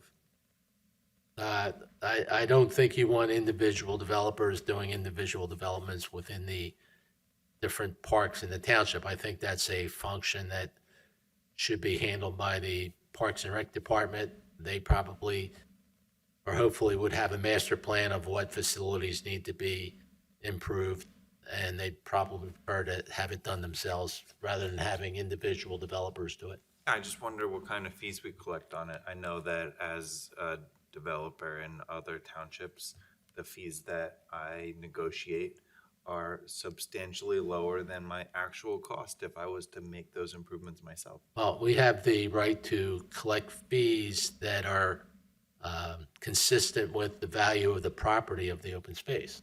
So whatever that is, if a 50-foot by 150-foot lot is selling for $200,000, that gives you an idea of how much, your open space is worth, And also, I've worked in townships where that cost gets adjusted each year based on the current interest rates and what have you. So it's doable, and I think rather than have all these little pieces of ground all over the place that are designated as open space and not doing anybody any good, it's better to have the value of that land inserted into the facilities that we do have. Oh, I think that's a great idea. I was referring more to things like sidewalks or tree replacements, but And those can be handled individually with that particular item, like sidewalks. In the case where we can't build sidewalks for whatever reason, we take that money and use that money to build sidewalks where maybe over in Brentford somewhere where it would do more good. Same way with trees. If a developer can't install all the trees that he's supposed to for whatever reason, we take funds and plant trees where they do the most good. I think there are several opportunities there where we can increase revenues to the township at the expense of developers to help improve the township in general. agreed. And that's it for my comments. Anybody else want to take a shot at it tonight? We have Julia's comments, we have Rob's comments that I know of. I know David had some. Yeah. Great. So I'm not going to go through the edits that I had. I'm just going to go through major comments, if that's fair. But I will note that in the beginning, I had a blanket statement that's very similar to Maggie and a bunch of other people who have cited it about organization. And I think Ben Vaughn from the Haverford Township Civic Council eloquently stated that the content needs to have a hierarchy, including chapters, topics, and number of paragraphs. So I actually wrote my comments in a hierarchy as an example. I appreciate that, Julia.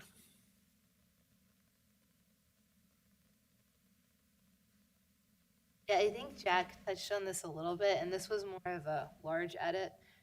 In land use and housing, I just noted that between page 6 and page 12, there's a huge shift between him summarizing some of the zoning classifications and then moving on to other topics. And then I gave more specific examples of how that changed. Okay. Also, land use and housing on page 10, I just had a question for Charlie about providing more information regarding the cluster residential paragraph. I would like to know why he's recommending 30% open space to 50% townhome and apartment ratios. If we're gonna be that specific, I was just curious what those numbers come from. Page 10. Yeah, page 10. Oh, we'll probably just need to follow up with him on that. I don't know that we'll. Sorry, which heading in page 10? Page Cluster 10, land use and housing. Oh, it's under cluster Cluster residential. residential.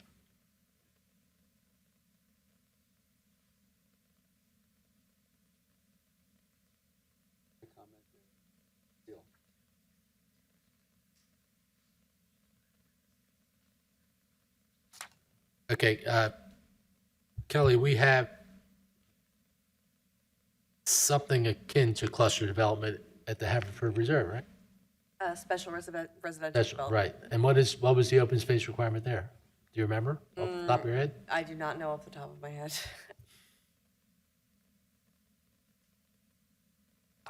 I assume it's based on his experience with other ordinances, okay? And I know, I mean, there's a ton of open space at the Haverford Reserve. Yeah.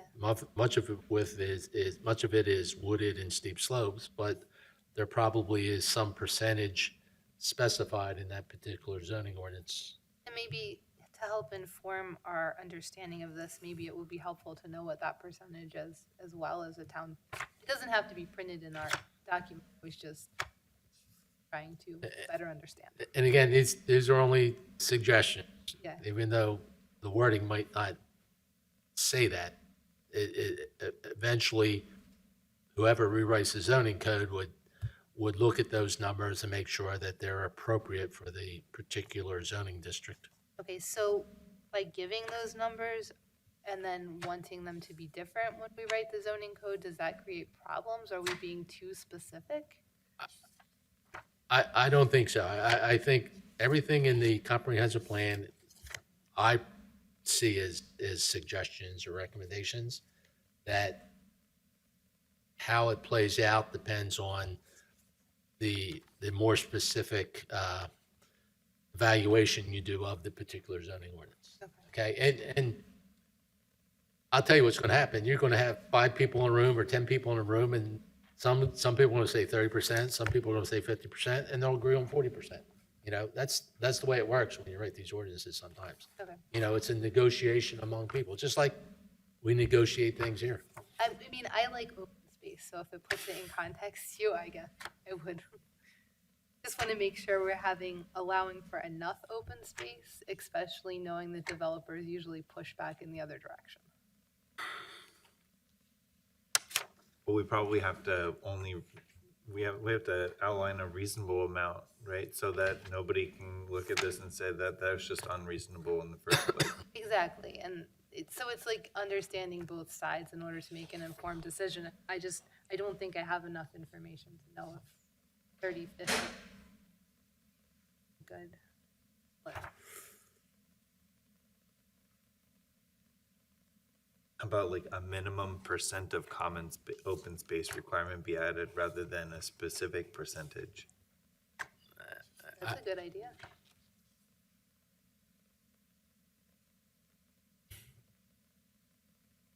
Okay? So we want to change that to minimum? Is that the simple solution?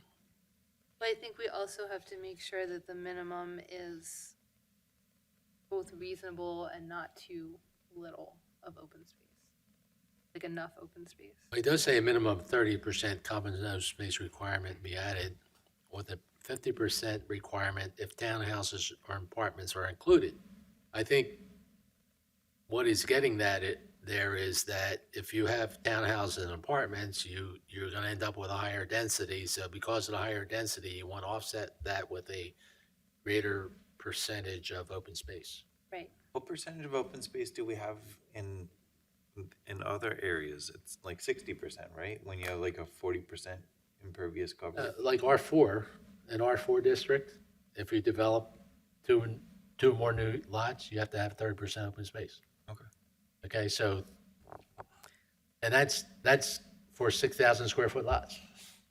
So, Jack, what you're asking about sounds like you're talking about pervious area on a lot, What good are you? as opposed to. Yeah, I guess you're right. Yeah, Not really the same thing. no. Whereas the open space requirements is if you're subdividing a property that is, I want to say, more than 3 lots, resulting in three or more lots, there's a certain percentage of space that needs to be dedicated open space or a fee in lieu of.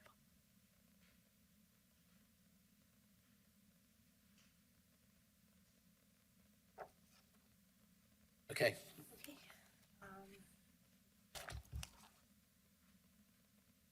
Sorry, I had a lot for Eagle Road Corridor, but I was just seeing how much we'd already covered. I think you're good for that.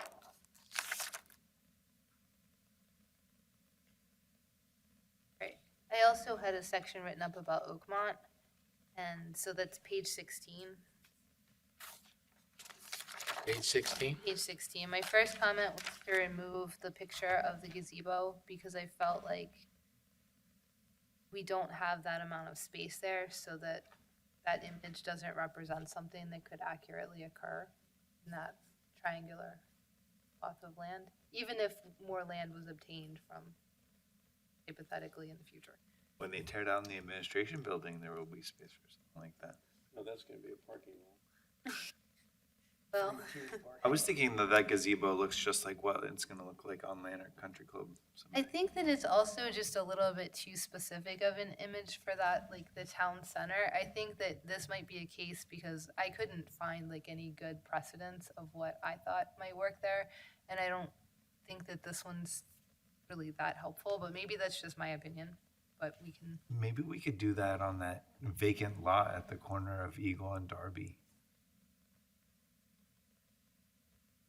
I don't think there's enough space there, but I think that just leaving it more open-ended and again, providing a description of the things that either could be in a town center or providing language about future community program workshop sessions might be a better option.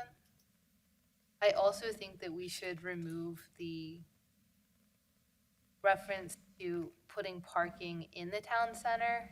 I think it would be okay to address that parking in that area is an issue and will be a larger thing to address if this area is developed as a town center. But I don't think that we should leave it in the words that it should be part of town center proper necessarily. As in putting a parking lot or a parking garage in the town center. Yeah, it would seem to me that that triangle be kept as green as possible, if you will. Yeah. You know, and the picture on page 16, it may not reflect what actually could be built there, but I think it's more the idea of what could be built there.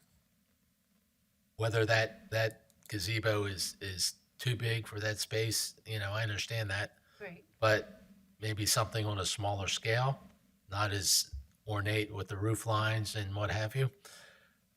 I know that's getting into architecture, and I'm not supposed to talk about architecture, but I think the idea, you know, with the light posts and the, you know, turn of the century feel, if you will, you know, that appeals. Maybe we could provide a description along with the photo. Is that, like, you know, what you're describing, that's more palatable than just having the picture, I guess. I think the better idea for that space would be to hire a consultant like we did for Brookline School. Yeah. To study that area and come up with some,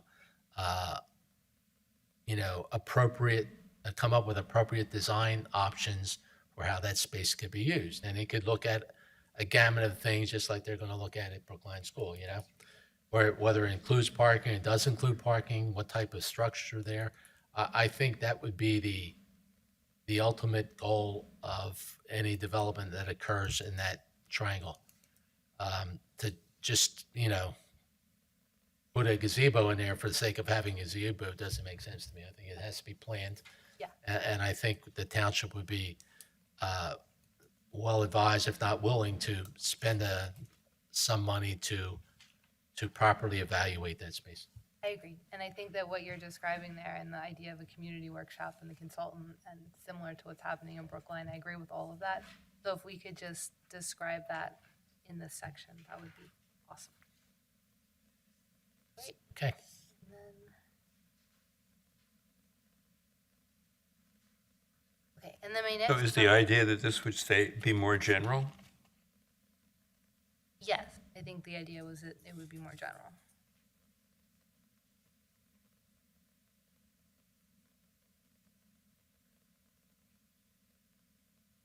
I also wanted to go back and add, because I think that I had a note that was in the Eagle Road Corridor section, was perhaps moving this Oakmont section ahead of the Eagle Road section, because we do reference the aesthetics of the Oakmont section in what we're trying to do in Eagle Road. So I think that in addition to sorting out the development portion of the triangular section of Oakmont, I think that we also need to have a separate paragraph that talks about the existing portion of Oakmont and what is valued there in the context of setting up the Eagle Road. That makes sense. That's where in your write-up, or it's not in your write-up? Oh, yeah, it was in my write-up. It was just in the Eagle Road. Eagle Road section, okay, section, yeah. okay, so Because you it's you kind did, of a okay, overlapping topic. gotcha, okay. All right, great. And what do you call what being discussed right now, part of, going back again, a conceptual master plan Or, for Oakmont and Eagle Road? We're talking about pieces. And I see it as a whole unit to be studied. I would envision, I mean, ideally that if you have 3 blocks, Eagle Road, on the south side, that all 3 blocks would be constructed in a manner that's similar to the other 2. One would be constructed, I mean, the look of the building, Similar to what Oakmont. well, I don't know that I would build a building that looks like Oakmont. No, I mean, the strip of commercial properties, barbershop, Right. all along there too. I'm not talking about architecture, I'm just talking about how it could be developed. Okay, basically, I'm thinking that the buildings are not that close to the street. There's more of a hardscape in front of the building for pedestrians to congregate, if you will. Let me see. Not like Main Street in Disneyland or Disney World. No, not like that. I don't want them right on top of the sidewalk, okay? But if you take that concept and move it back, not the turn of the century style either, something a little more modern, if you will, okay? Similar to maybe the style that's presented on page 15, the picture, even though maybe not everybody likes that look, but that appeals to me. If you didn't have the cars in front, you had sidewalk and pedestrian area, and then parking in the back. So that's different than the rows of buildings that are on Eagle Road in Oakmont. What I'm afraid of seeing on Eagle Road is. No, those are close to this. They're just like sidewalk and building. Yes. No. Would the master plan address a specific setback, building lot area, parking? Yes. All that would be zoning criteria that had to be followed, yes. And it's not like a 50-foot setback like the buildings are there now. It'd be more like a 20-foot setback. So you're not feeling like you're going through a skyscraper as you drive through that. There's some open space. But the architecture is more up to date than it is in that one block in Oakmont. That's at least the way I see it. I'm sorry. No, you're absolutely fine. I was jumping to a whole nother section next, so it was perfect timing. So the last that I have is looking at the natural features and conservation and sustainability plan chapters. I wanted to first start by saying I would recommend making natural features its own chapter or topic and splitting it from the sustainability plan if possible. And All right, so the heading at the top of page 24 says Natural Features, Conservation, and Sustainability Plan. I'm on page 22, so I think you're looking. I'm sorry, page 22, with the picture of the trees. Yes. Okay. That, you're saying that should be its own chapter? Or am I reading something wrong? Well, and this is something that I'm just putting it out there, but I wasn't completely comfortable with the idea that we were relying on the Parks and Recs plan that's coming later. So if we were adding more information about the Parks and Rec section, I thought that that could be a chapter with the natural features section. But if we're not, then perhaps this is not a valid point. And I'm not 100% sure how I feel about that because I'll be honest, I missed the beginning of that when it was presented to us. But What's being done there, from my understanding, is more an inventory of what they have and a program to establish guidelines for when equipment's replaced and how maintenance is done and what the funds might be required over a stretch of 10 years or anything like that. And maybe setting priorities for trails, for parks, for improvements. It's mainly sustainability, maintenance, and capital improvements and budget. right.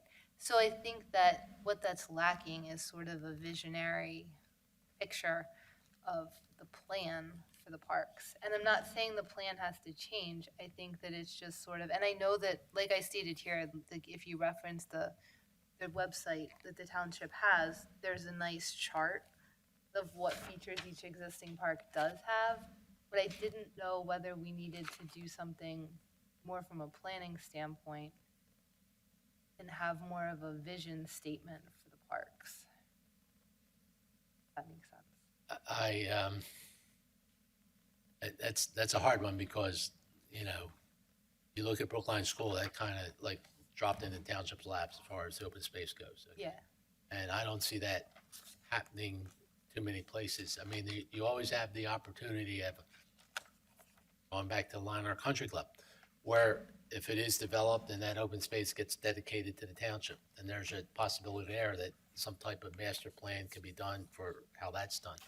But on an individual playground by playground situation, I don't know how you can really do anything other than to maintain and improve what's there. Right. Well, I didn't know whether, I guess maintain and improve, but then there's also like if the improvement's somewhere or you're looking for a place to put a new feature that we don't have. Like I know at Brookline, the splash pad idea was brought up, and maybe if there was like a park master plan, maybe you could find a location that. Were you at that first meeting? No, I was not. Okay. But you could look for, like hypothetically, you could use the comprehensive plan somehow as a tool to look for a location. Like then you could answer the question, is hypothetically like that like proposed location the best, or would we rather have it at a park we're gonna renovate some point in the future? I don't know. It's just a question. I'm not saying it has to happen. I'm just asking. At that meeting, there must have been 35 different ideas on what can be developed, or what you could put on that. Mm-hmm. The only item that wasn't discussed was the golf course. But regardless, the statement was made that, these ideas, whether or not, chances are most of them won't be incorporated on that piece of ground, but they provide fuel for future work. Maybe the township takes those ideas and catalogs them, and then as the opportunity comes up, they pull one out and say, let's do this here, if it makes sense. Should something like that have been included in this comprehensive plan? That's the question.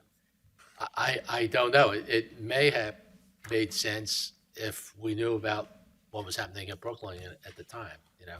What I fall back on is, Brian Barrett was on the steering committee. So most of the folks, I think, relied on his knowledge of the parks to kind of edit this part of the report, you know? So what's in here, I think, you know, at least I thought was, you know, he's okay with the way it was written.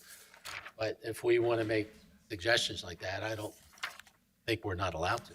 Okay, I guess I just was uncomfortable with the path of saying like, because I felt like for so long we were saying everything park is going to be addressed in this parks master plan, but then we found out that that It's was not, more about right. budget and inventory. Right. And I think now that we know that, I just don't feel comfortable not including more in this, and I'm not necessarily mandating 100% what it has to look like, but I think as like a group, we should brainstorm and consider adding something like that to Okay. the plan. Julia, I'm a little confused, more than a little. Are you talking about page 49 now? Or I thought you were talking about,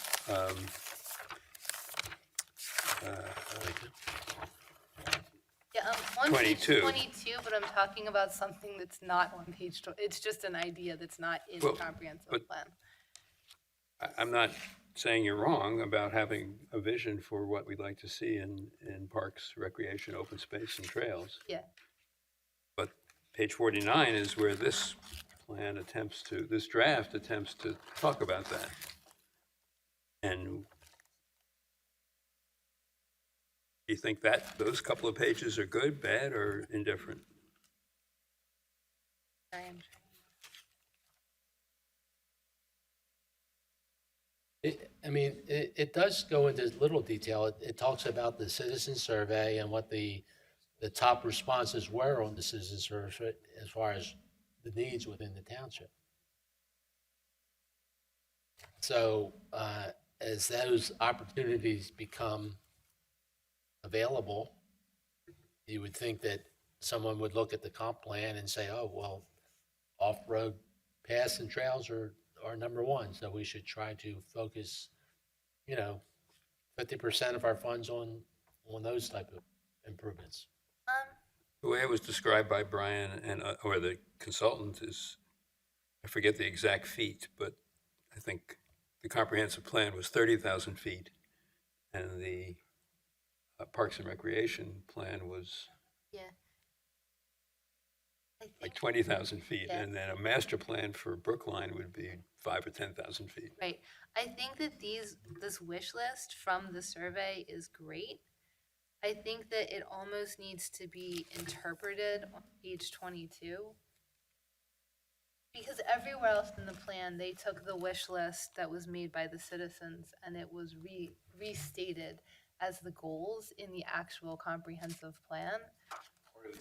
Yeah, so I think even saying like just reference page 49 for a list is kind of a cop-out, because I think that we did go into more detail with other places. But you're right, I didn't see this information because I didn't quite make it that far, but Long way. I think that it would, you're right, it's there, but I think that it needs to be addressed a little differently.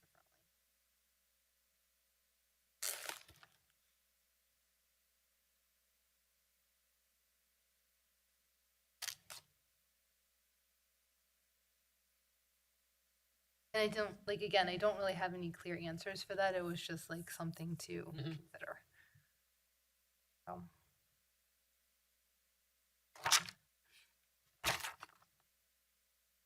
I mean, I think there's certain levels of detail that would best be left for the 10 or 20,000 feet, and that this might be better served with having a little more vision. Whether that belongs on page 49 or page 22, I'm very open to any kind of restructuring that makes it Yeah. clearer. As am I. I'm not saying that we need the natural and open spaces and parks section. I think that we just need to make sure something's covered.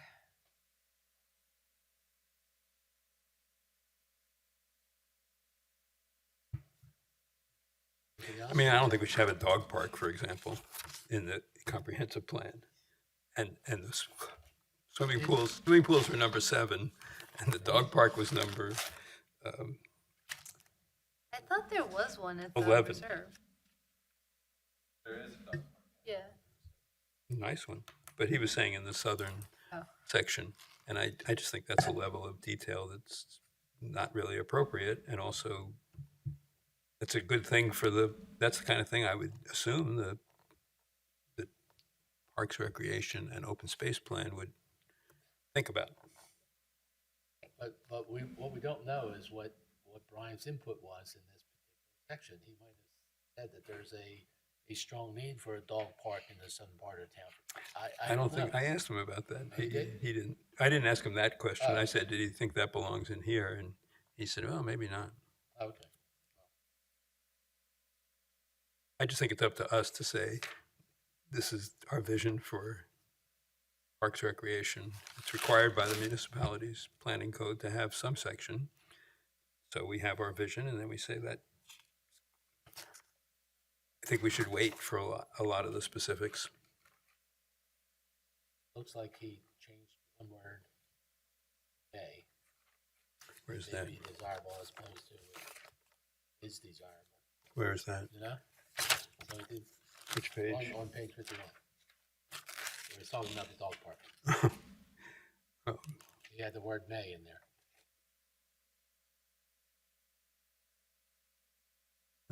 oh, I see. It's italicized, so. Yep. Anything else, Joe? Nope, I have one more thing. In the sustainability section, and I'm not gonna go through all the edits, cause I felt like they were pretty minor. But if you go to page 26, 26? yes. So having the higher percentage of lot coverage that goes, okay, so I'm still talking about,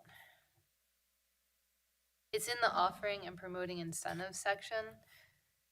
So it starts by saying the township zoning ordinance can include incentives for green practices. For example, a higher percentage of a lot may be allowed to cover a building if the building increases its green vegetated roof. That part I agree with, if you stop the sentence there.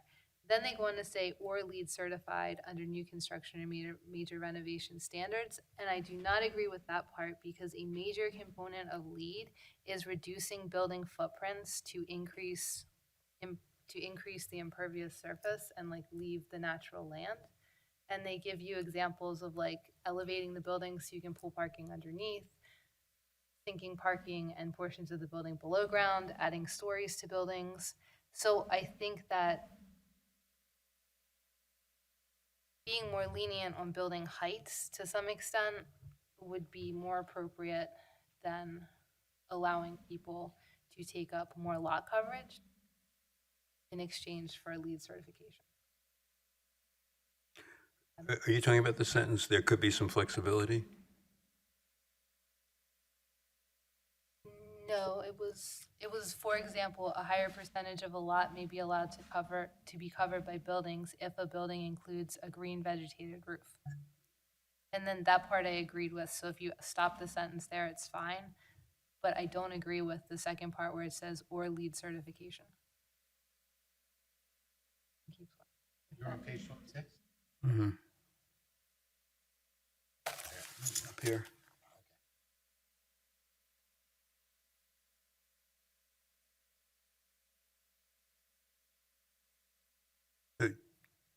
You'd like to stop at before the if. Before the or, yes. I know it seems like a small thing, it's just, Gotcha, okay. we disagree. So you're willing to try to trade a percentage of lot coverage for green roofs, not for these. Correct. No, we can give other incentives for LEED certification, like permit fees or other ideas that we have talked about previously. LEED certification is still a good thing. It doesn't work because it's in direct conflict with the LEED principles. You're against bigger building just because. Correct. I see. What do you think about the sentence that starts a little further down in the same paragraph? Well, the rest of the paragraph. International codes. And then there could be some flexibility in exceeding maximum impervious requirements in the ordinance if suitable porous paving materials are used and if there's adequate groundwater recharge measures.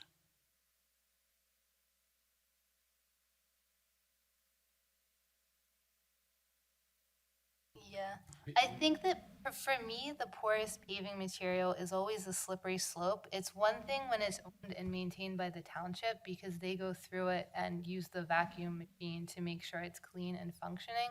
I think to allow a private owner to do that, I'm not really sure how that could be enforced. And I think that it would throw off the stormwater.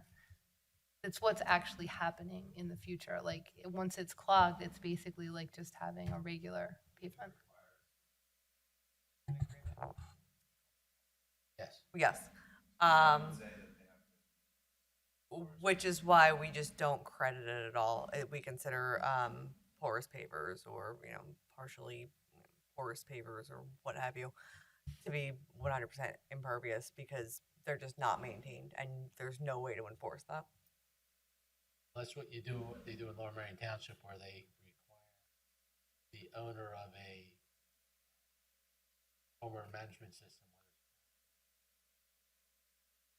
have an engineer come in and perform a test or evaluation to certify that the feature is operating as designed.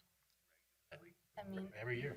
I guess I'm just hesitant as to how, I would leave that to Kelly and Dave to really say how that could be enforced and if they're comfortable with that. Because, I mean, technically, if you're maintaining it, I guess it would work, but I don't know that I've ever heard of it. Enforcing standards is always a challenge. Yeah. Kelly can attest to that. Yes. But then he says credit should not be given for materials that may not remain porous over time.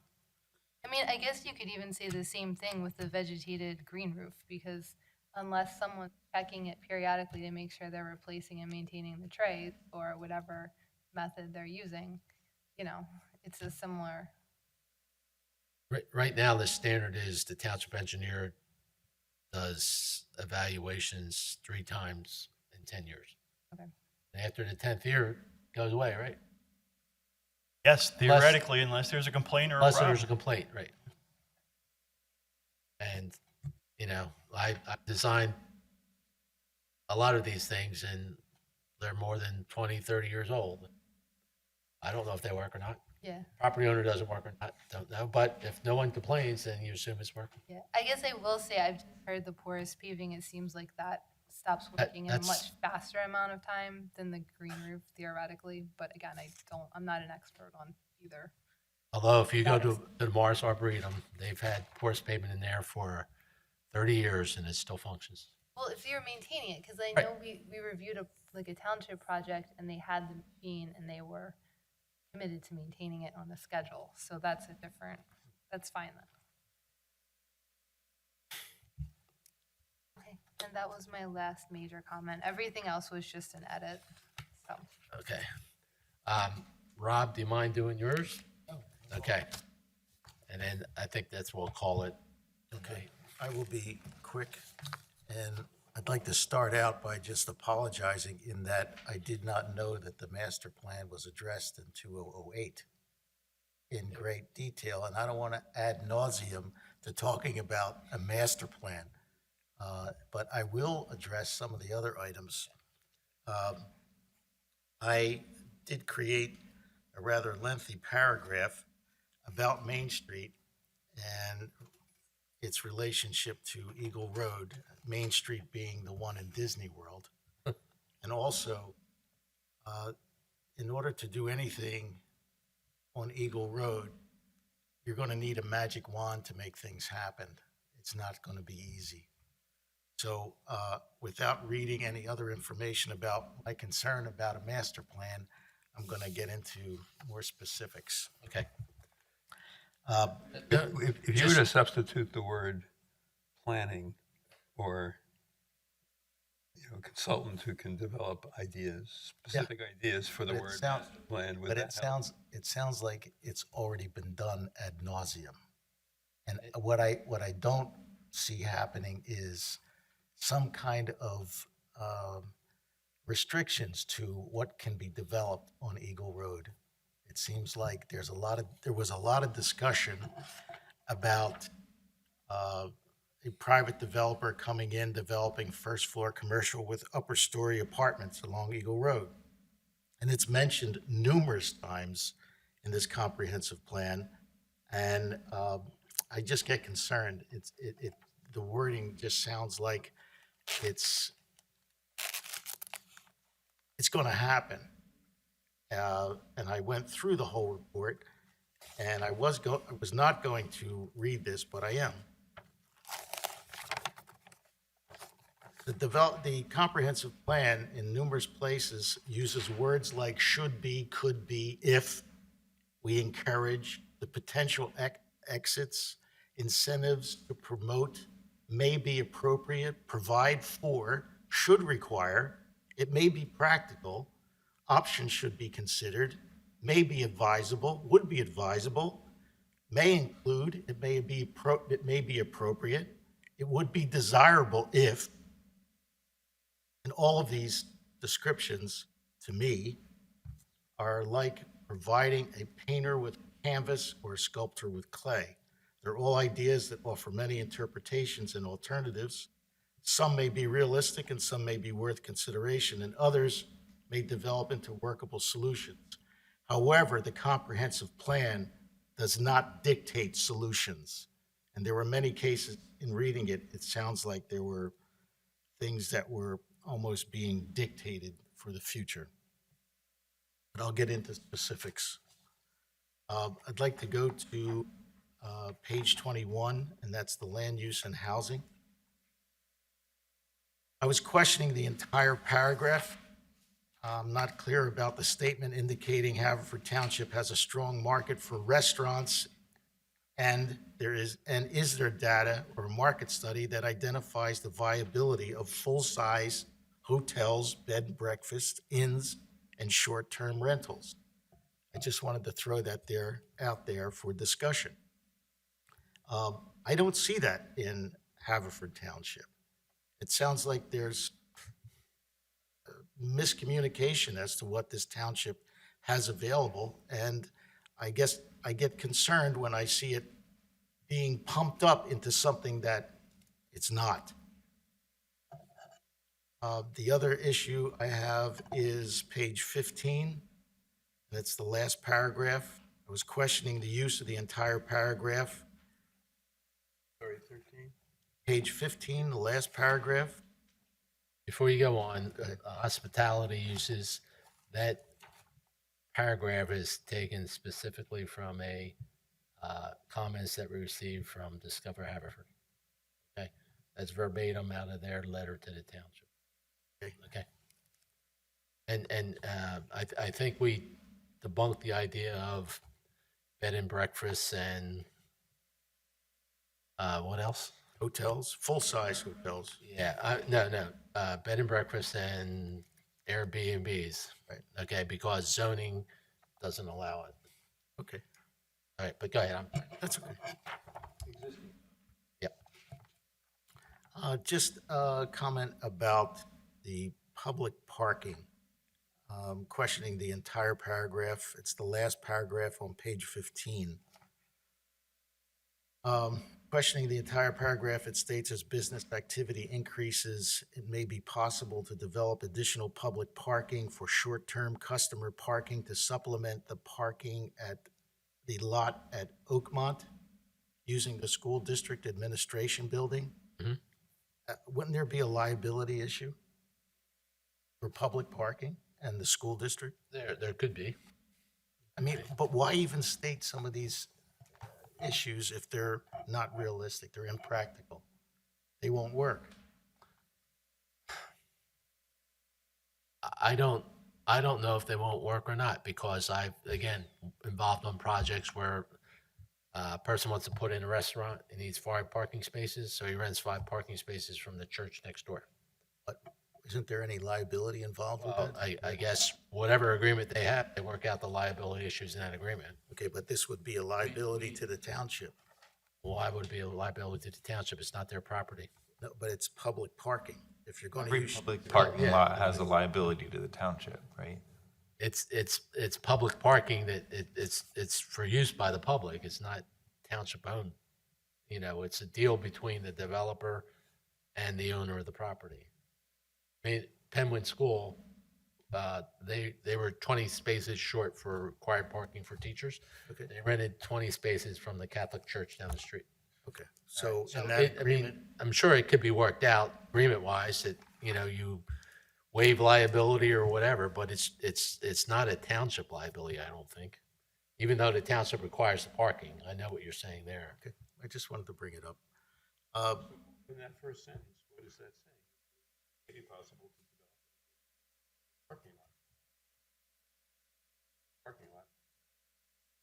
I was referencing where they mentioned the school district administration building as an option to park, that's all. Over on the next page. Right. See, Go ahead. I bring up the master plan again, and I don't eat that. Just so you know, that master's plan was specific to existing conditions. It wasn't a master plan suggesting redevelopment. It was just a matter of eliminating as many driveway openings onto Eagle Road as possible. I've heard that many. Okay, all right, good. That's about it, thank you. Thank you. All right, so I think we're going to, yeah, go ahead. Organization, structural change. I think it would be helpful to split out the whole town center commercial corridor from everything else and put that in bold and have that as a separate section. Some of it is buried in zoning sections, which may come out, but I'd just like to have that stand out independently, since that is the part of the plan. Okay, Many of the descriptions are of what's going to happen, ideas for Haverford Road and all over the township. They're vague. This is a drafting problem, but along Haverford Road gets stated, and you wonder where along Haverford Road, where along Eagle Road, beginning at the college and going north, but that doesn't tell you where it ends. So I just think a lot of the descriptions need to be much more specific, and I think it would help to have either maps or even better schematic drawings showing, here's Hathaway, here's the train station, et cetera. In my comments previously and tonight, I would like people to take a look at what I put in on Brentford. So essentially what I do is take out what, I think what he wrote in what he added in for protecting residential neighborhoods was good. Was well put. Maybe I wrote it, I don't remember, but it was good. And then I deleted what he wrote about Brentford because although the opening sentence was fine, the rest was, I think he went off in the wrong direction. I don't think any of this plan should be giving specific legal zoning instruction, not zoning as such, but legal advice to the township. That just doesn't, to me, belong in a comprehensive plan. I would include the description of the municipality's planning code right at the beginning, which I didn't mention in my notes, but right at the beginning, he says municipality's planning code is a great tool.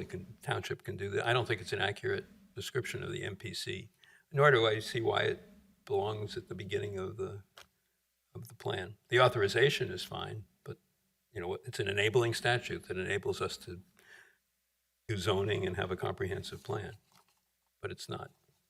I don't know. It doesn't seem to belong there. What I would do is take out the paragraph on Brentford that he has in now. I'm saving a little of it, but not much. And then I'd move that paragraph to the end of the discussion of the I'd move it to page 12, which puts it at the end of all the zoning or all the land use categories, because it sticks out like a sore thumb at the beginning. We're not going through all the neighborhoods. A lot of people have suggested we should, but this plan is not doing all the neighborhoods. So to have a whole thing about Brentford right at the beginning seemed to me out of place. I'd rather see that at the end, right before what'll be a big section on, not a little heading, but a big heading on revitalizing the older commercial corridors.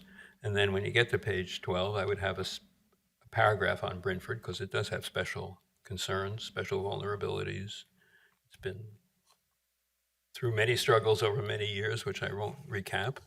And then a lot of comments from a lot of different people about Brentford, I think more extensive than any except the comments on the commercial corridors.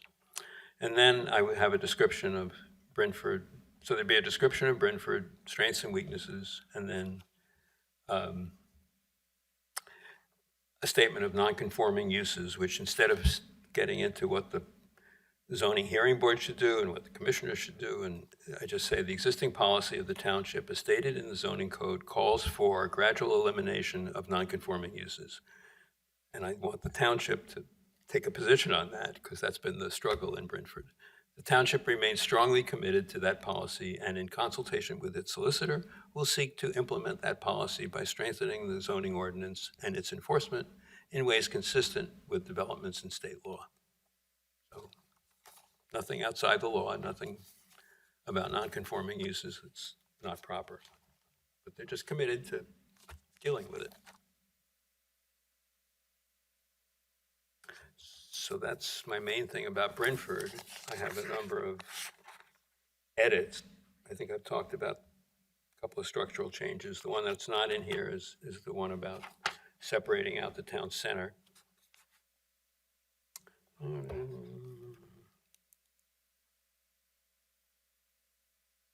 I look at, no, I'm sorry. Forget that. I still think the action items are problematic, and some of the wording is problematic in terms of kind of mandating these changes rather than correcting. They don't really correct the problem, but I think that was something that got discussed a lot, and that I'd rather see Charlie's next draft Yeah. before we get into that. One additional section, which occurs to me, or two, would be something on township administration and communication, since there have been so many comments about communication. Some not so fair, some fair. I think the township could strengthen that department. I don't think the comprehensive plan should get into revamping the township administration, but that's not the role. But improving communication, there's been so many complaints about the design and content of the website that I think that could be a section, and possibly adding a part-time or full-time person who specializes in website design and public relations would be a big help. Because one of the things that's come up is number one, the things aren't clear on the website in generally, and then in terms of the plan that came up, but also when it is presented on the website, it's not strong enough to reach out to the community effectively. So I think that would help. I don't know that that's something that belongs in the comprehensive plan, only because that's something that can be fixed tomorrow. If people made a point to contact their commissioner and say, hey, your communication efforts aren't very good, you need to do something about it. The website They needs don't need a improvement. comp plan to tell them to do that. I mean, if people voice that concern, the commissioner should react to that concern, don't you think? So is that You something think? that actually I mean, should if apply, it like, means hiring another person for maintaining the website, if it means dedicating a person to send out letters to all interested parties, I think that can be done tomorrow. is that Except it a isn't. comment that applies throughout this comprehensive plan, though? Like, if we are trying to, or if the comprehensive plan tells administration how to administer the township, should we be taking that out? Should we be taking it out? It depends on what the item is, Jack. I don't know. I can say yes or no, one way or the other. Actually, have Maybe an a- example. For example. In the historical section, and Okay. you have to forgive me because I don't know how far in the historical section is here. Page 31, historic preservation plan. Page 32 Yep.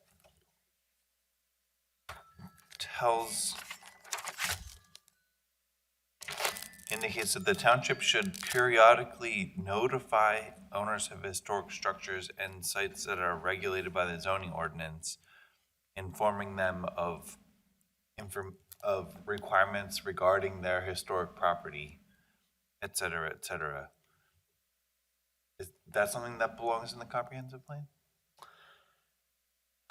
I think if you live in a historical property, you know you do, okay? And you should be aware Should of. know you do. You should be aware of your responsibilities, okay? That was disclosed to you when you bought the property. I don't necessarily agree that the township has to go and tell those people specifically, hey, by the way, you have to do this or you can't do that.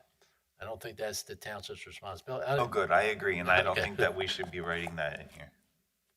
It's like township doesn't come around to me and say, hey, you have to pay your taxes by Friday,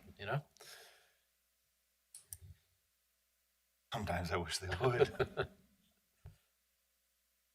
Okay, so we have a good discussion tonight about comments and it seems like there's a lot of rework that has to be done, and this is why I think it's important that we get the proper guidance and direction so we can move forward with this thing. Or if we're, asking too much, at this point in time, then we'll be told that.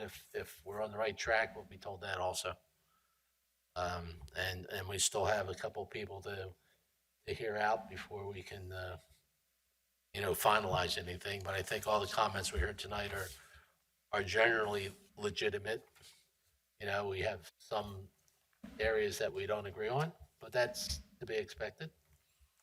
And before we leave, I just want to recognize the fact that we did get a letter dated yesterday from the Lanark Country Club indicating that they don't think we should rezone their property. And they cited various reasons why they think that they will remain a golf course for a long period of time.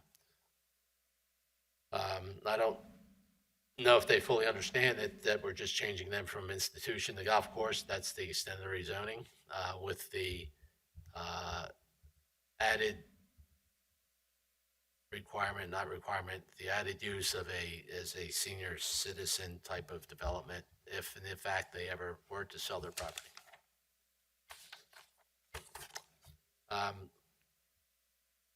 Anything else you guys want to say before we head out? No? Okay. You have minutes from October 13th. Motion to approve. I wasn't here. Oh, then So if there's I only can't- 4 of us, can we approve it? Yes, if the majority if you four are here, you can vote to approve it. But you'll have to make the motion and second it and all that good stuff. I prefer to wait. Okay. We're going to table the minutes from October 13th. And then I'll entertain a motion to adjourn. Second. All in favor? Aye. Aye. Thank you.